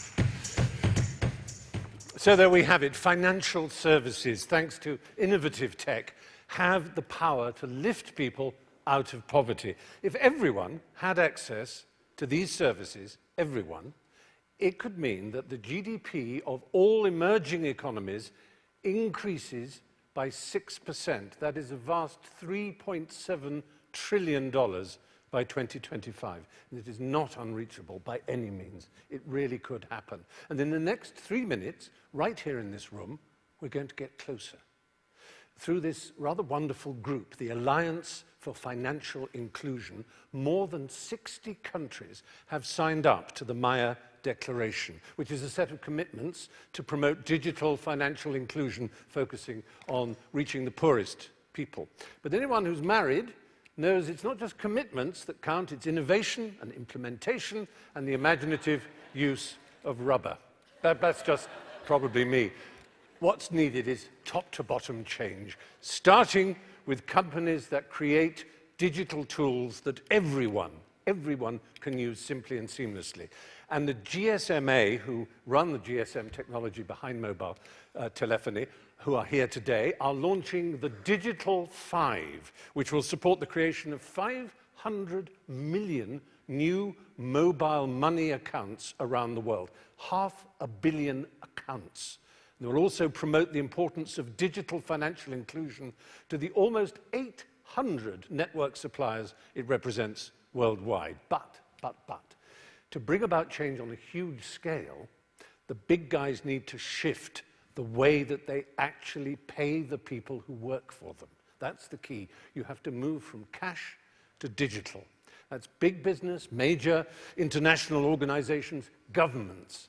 And that too is happening as I speak. The Better Than Cash Alliance, also represented in this room, has now got 30 nations, 30 countries' governments to commit to digitizing their payments. The World Food Programme, again in this room here, is one of the humanitarian agencies that's already doing this.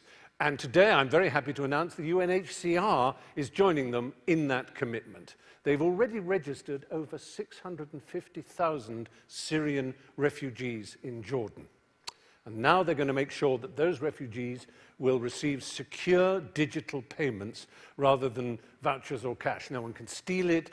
They can use it for what they most need, which gives them a measure of autonomy and dignity in their very difficult times. And on to business. Several multinational companies, some of the most famous on earth, Coca-Cola, Grupo Bimbo, and H&M, have already committed to digital payment. And we're delighted to announce right here today, you're the first to hear it, that Unilever is going the same way. These companies, yes, bravo. These companies have some of the biggest supply chains on the planet. And when companies like these take the bold step to change the way they do business, it is truly powerful. It initiates a cascade of positive outcomes in a virtuous feedback loop that not least benefits those far-thinking and wise businesses and enterprises who sign up to this way of operating. So let's have a look at what's happening here.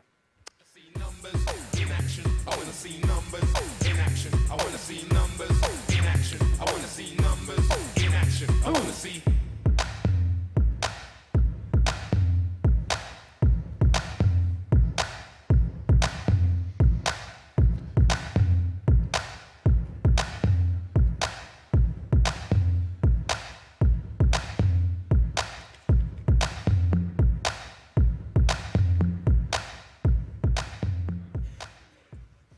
Wonderful. I wonder, could you all, if you've been mentioned, if you're one of the groups I've mentioned, either business or an agency, please do stand and take your applause.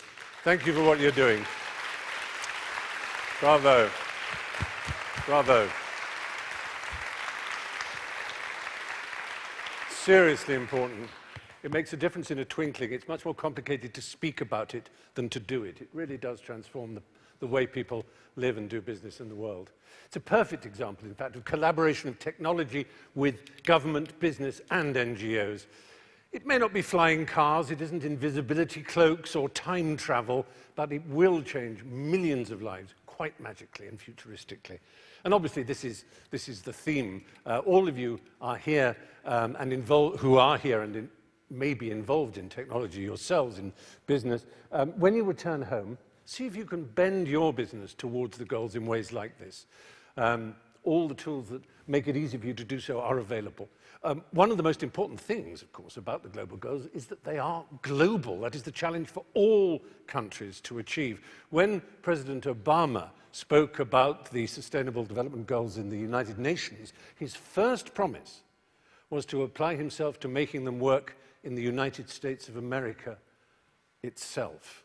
So I'd like to introduce you now to another great American. He's using the appliance of science, the application of the generation's technological imagination in Los Angeles to change young people's lives. He's a great wearer of glasses and of hats. He's a fabulous fashion freak, and he did write possibly the greatest modern anthem of love and revolution. Ladies and gentlemen, scream, clap, bow, and supplicate yourselves before Will.i.am.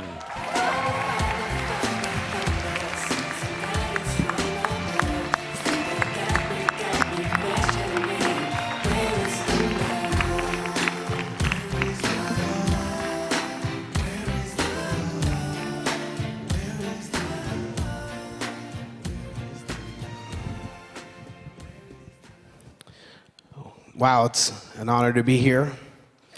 Thank you so much for having me, Melinda and Bill Gates. Thank you so much. The Goalkeepers is a group of committed people. While Goalkeepers is global, just 6 miles from this building is the poorest congressional district in America, the South Bronx, right here in greater New York City. In the richest country in the world is a community that has been left behind. The hardest hit areas in the US must also be included in goalkeeper conversations about global poverty eradication. Places like the South Bronx, East Los Angeles, Detroit, New Orleans also need help climbing out of poverty. These communities have one thing in common: lack of access to quality education.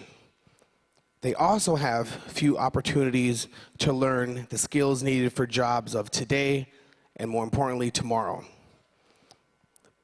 These jobs that are needed are based on science, technology, engineering, and math, better known as STEM. I grew up in East Los Angeles, one of these hard-hit communities with failing schools and businesses and jobs that have been moved away, and people in and out of juvenile hall and connected to gangs at early ages of 9. Music was my dream and my first career that eventually moved me and my whole entire family, aunts, uncles, nieces, and nephews out of the projects. Now technology is my second career. Technology excites me because it's around us and embedded in our daily lives. Nearly everyone has a mobile phone with a computer in the palm of their hand. Sure, you could rush out and buy the latest mobile device, but what if you had the skills to be a part of the team that invents the next great device or develop apps that make life better? Why sit on the sidelines of technology when you could be a part of it? With STEM, people could have a strong career path. Even better, they can take a great idea and start a company and turn and create brand new, awesome jobs and paradigms that they never thought they would do if someone didn't encourage them and push them that direction. My mission is to get young people in underserved areas to get excited about technology and learning STEM skills. This is one way we can help turn around poor communities in the US and beyond. Every time I get a chance, I remind young people that they should aspire to be like the true rock stars of the global economy, now that we're in the 4th industrial revolution. I try to tell kids in the hood, you don't necessarily have to be like Bill Withers. Try to be like Bill Gates. Don't aim just to be like Stevie Wonder. Be like Steve Jobs. You don't have to. You're 5'4". You don't have to dream about being like Michael Jordan. What about Michael Dell?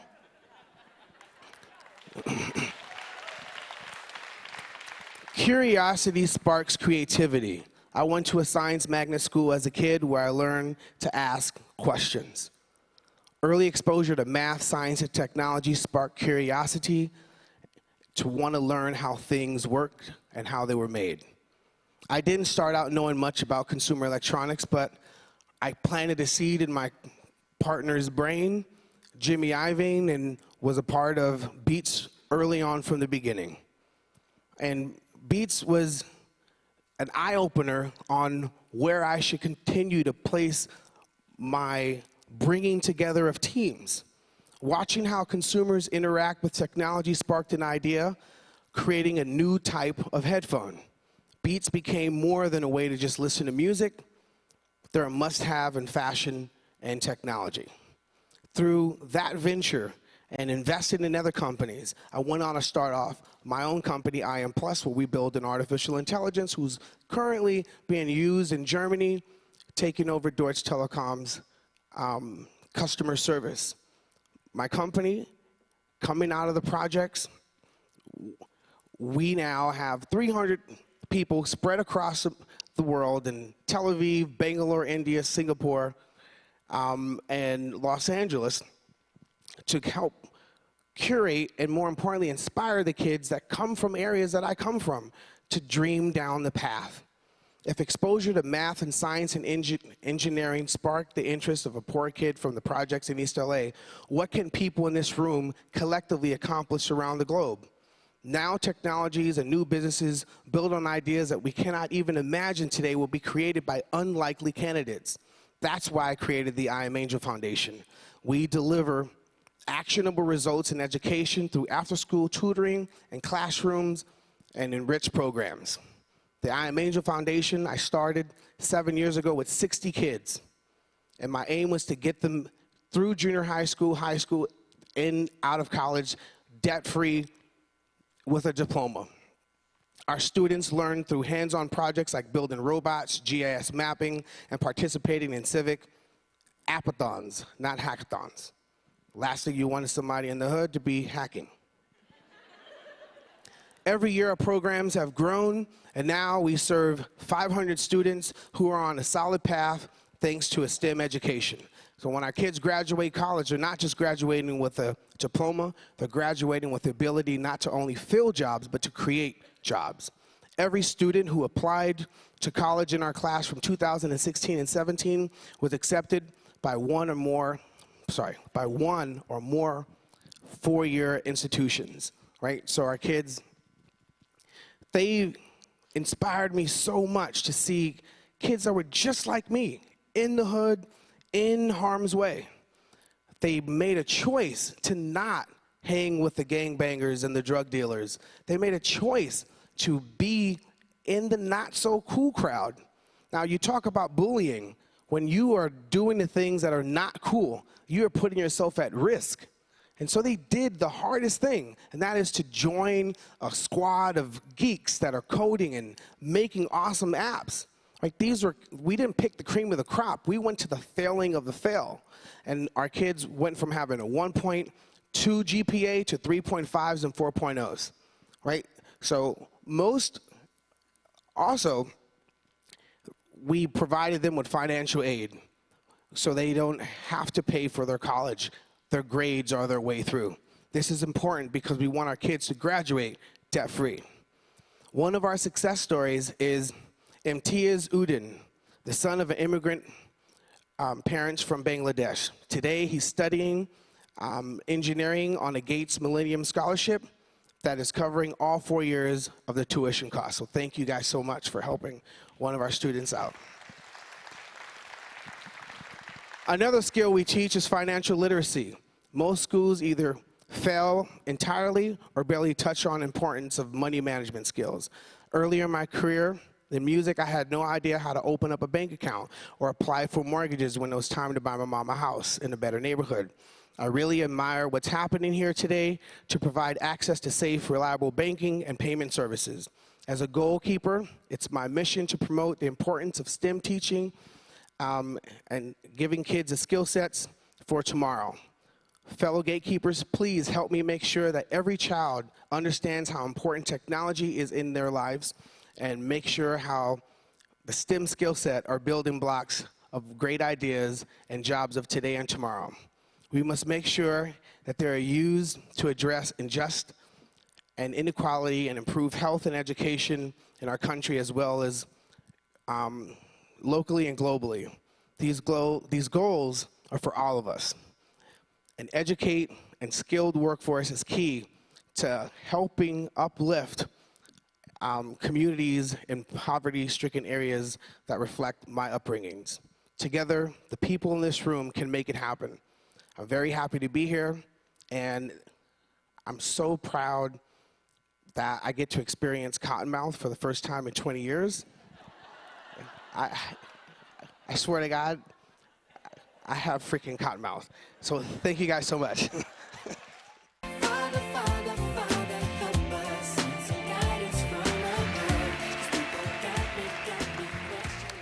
Thank you so much to Will.i.am. And yes, Will.i.am, will it is that will see us through. Will, it is human will. It is your will, my will, everyone's will. And I, Steve.i.am, I genuinely believe that I'm feeling a great sense of hope now. So what I'm appealing to all of you is to apply that optimism to your own lives and do everything you can. We're surrounded by amazing progress. We should be noisy about it. Best of times, worst of times. You only have to read the news to know about the worst of times. But what's harder to find are the other headlines. Electric cars ending the financial tyranny of oil prices. Virtual reality being used for pain relief. Waterless toilets changing the face of sanitation. Drones not taking pictures of Kate Middleton in a polka dot bikini, but delivering medicine in Rwanda to the most distant and doctor-deprived areas. All of these things are the result of science, imagination, determination, will, and prioritizing problems that help people. I'd like now to introduce three men who are very determined to make today a day when they prioritize the goals and change lives themselves. There's much discussion about the internet and the young, what they'll use for it. Worth remembering that the first human being to live to 200 years of age has probably been born. Things are changing quite extraordinarily. And so the voices of the young are particularly important to us because they're going to oversee a lot of this change for a longer period than we might be able to ourselves. We'll probably only live to 130. It's apt that this section about purpose-driven tech that I bring to the front three extraordinary heroes of the various genres of technology. They are Jérôme Jarre, Casey Neistat, and Juan Pazurita. Please come on stage.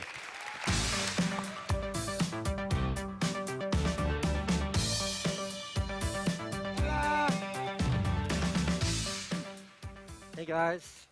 Hello. Bonjour.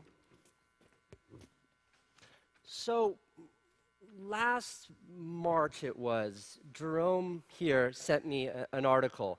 And the article was from the Financial Times. The article was about the drought affecting Somalia and consequently the famine it was causing and how it was affecting 6 million people.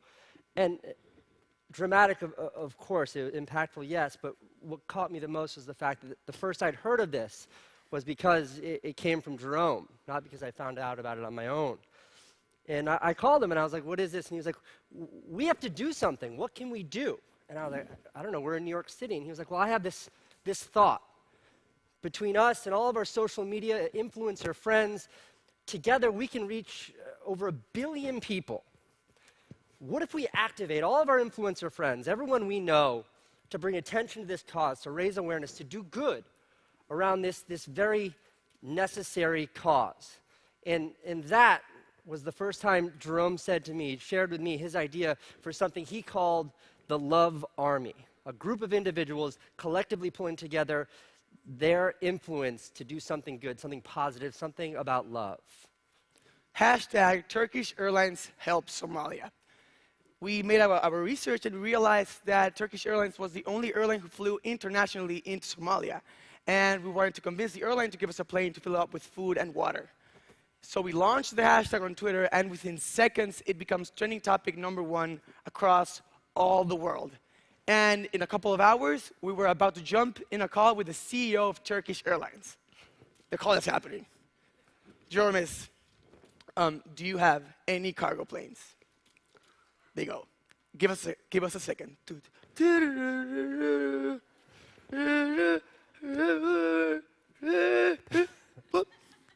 Green light. We have a 60-ton cargo plane. We put them now on hold, and we lose control.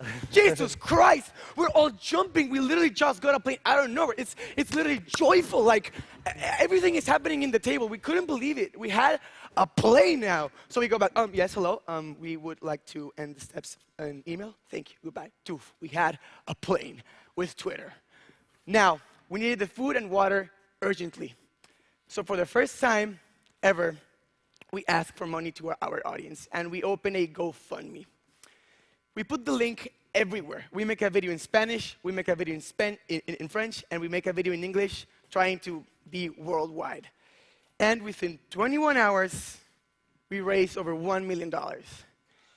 And And in the total course of the campaign, it was $2.7 million coming from 95 different donators across the world. 95,000. 95,000, sorry, I'm just a kid. I'm just a kid. So, this being said, this was the second fastest $1 million raised in crowdfunding in GoFundMe history. And after this, we filled up a plane with food for malnourished baby food. English is like his 9th language. And Jerome set up a flight to Somalia. So the next day I fly to Somalia, and in Somalia, Said, that is right here, takes me to a refugee camp where we start doing the distribution. And one of the first interactions that I have with the people in the camp, they tell me, thank you, but please don't ship food from abroad. Instead, buy locally because this will be so much better for the economy. We're very surprised that we didn't know that because it's not being talked about enough. So we took note and we changed our plans. And as of today, I'm proud to say that we've distributed over 1,600 tons of food, both locally in Somalia, over 6 million liters of water. We've spent more than $2 million in Somalia so far. But there's something else that you can see on this photo. The people that we were meeting for the distributions, they didn't seem very empowered by what we were doing. Something was off, something felt off. And we came to realize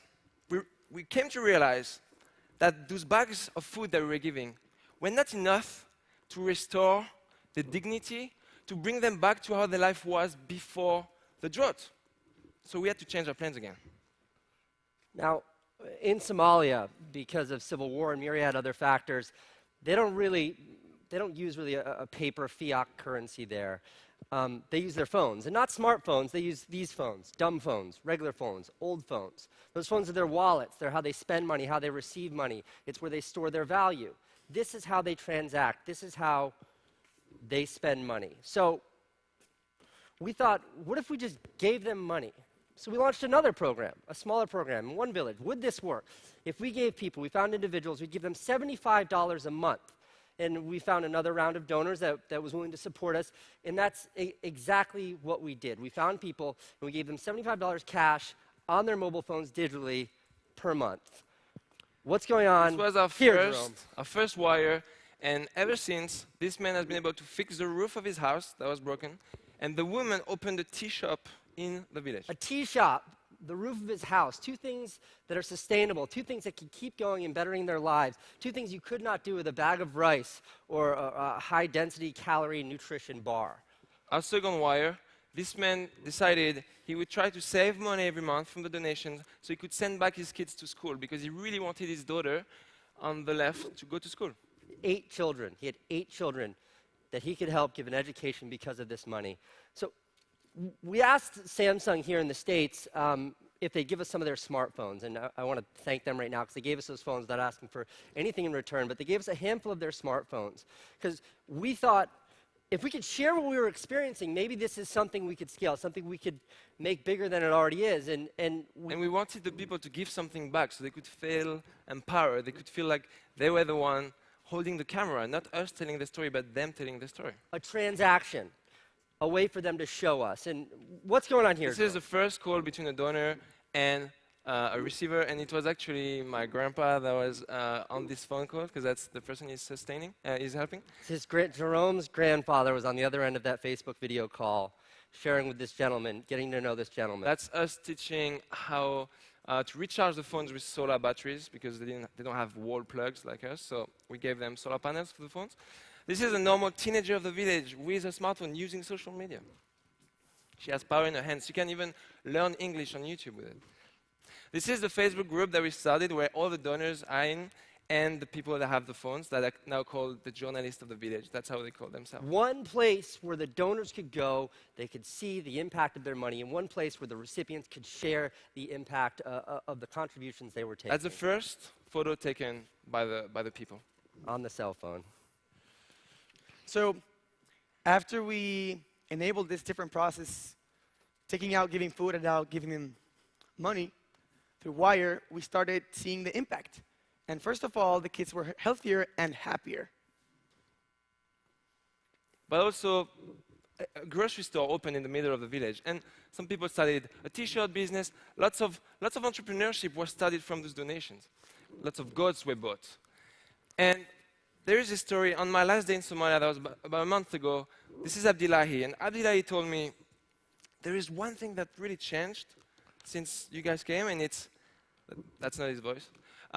It's the milk tastes better in the morning. And we didn't know what this meant at the beginning, but it turned out he was trying to say he's not drinking powdered milk anymore. He has goat milk from his father.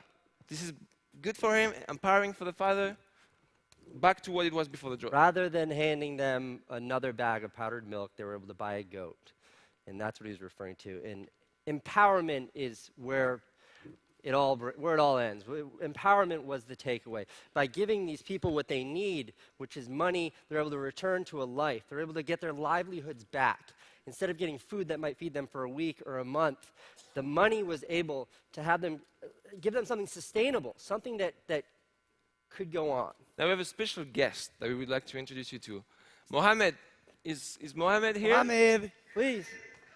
Please. Hello. Hey! Assalamu alaikum. Assalamu alaikum. Very good, Mohammed. Very good, Mohammed. But we have like 1 minute left. So I'm gonna try to speed up. Basically, Mohammed was part of that first village. And he's live right now from his phone. And very scared to do this, but there's a surprise, and nobody in this room knows about it. We couldn't tell anyone. Sorry, Richard. Sorry, Richard. Sorry, Emma. I hope you won't be offended. Basically, Mohammed right now is gathering 1,000 families from 8 villages that are around that first villages. 1,000 families. And what we want to do today, we want to wire here, live, $1 million to those 1,000 families. There's a caveat. There is something. This time we don't want to ask our audience. We've already done that. So we want to send $1 million for $1,000 for 1,000 families, and we want this money to come from this room. So we need $1 million by 3 p.m. today for our next talk, because Mohammed is going back on stage with 1,000 families behind him. Bill and Melinda Gates, thank you for offering that your foundation would match up to $125,000 if we were going to raise online today. It's very generous of you. We're not taking this for granted. But we've already raised $2.7 million from young people around the world, from 95,000 kids around the world.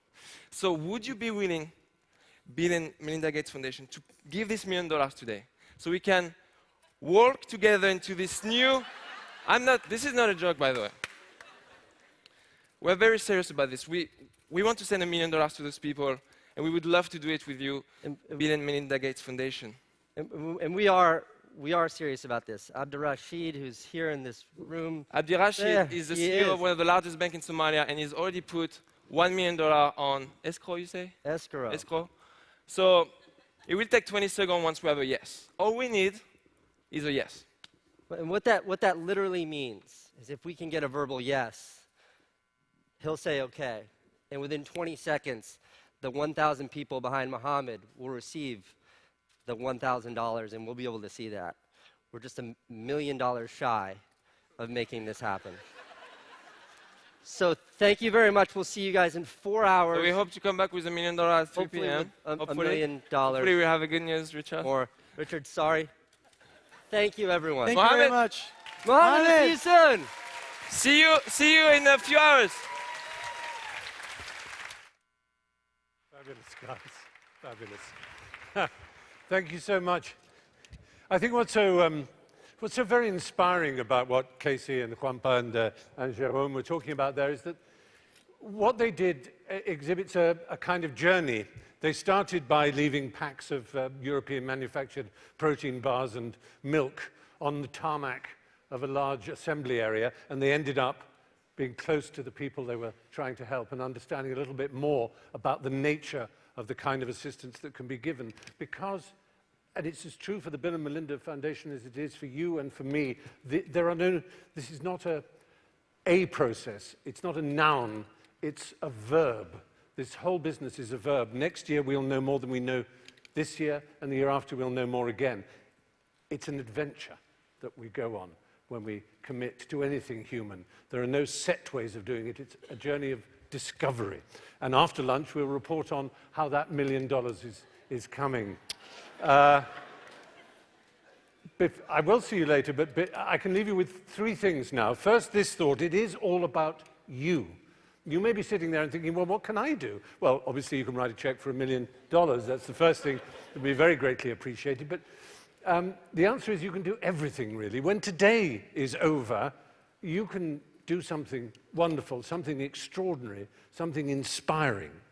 And secondly, this is going to be a very short break, so throw back some coffee, do whatever you need to do, and charge back in time again, because it's going to be Prime Minister Trudeau.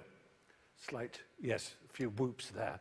And thirdly, this is just a personal reflection, but I'm one of the generation that saw the internet begin, and I was filled with hope for it. I thought this extraordinary new development of technology and human imagination is going to bring all the people of the world together. Boundaries are going to melt.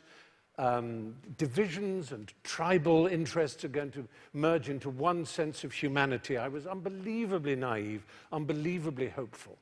But simply because there has been trolling and there's been abuse and there's been all kinds of dark sides to that technology is not to mean that it can't still deliver some of the most extraordinary outcomes that any human generation has ever witnessed on our planet. Things are changing so fast. What I said about the lifespan of human beings is only part of this huge exponential rush towards transformation. And it's just up to us to make sure that the hand on the tiller is steering it towards the open sea and not to the storms, and not to war, and not to division.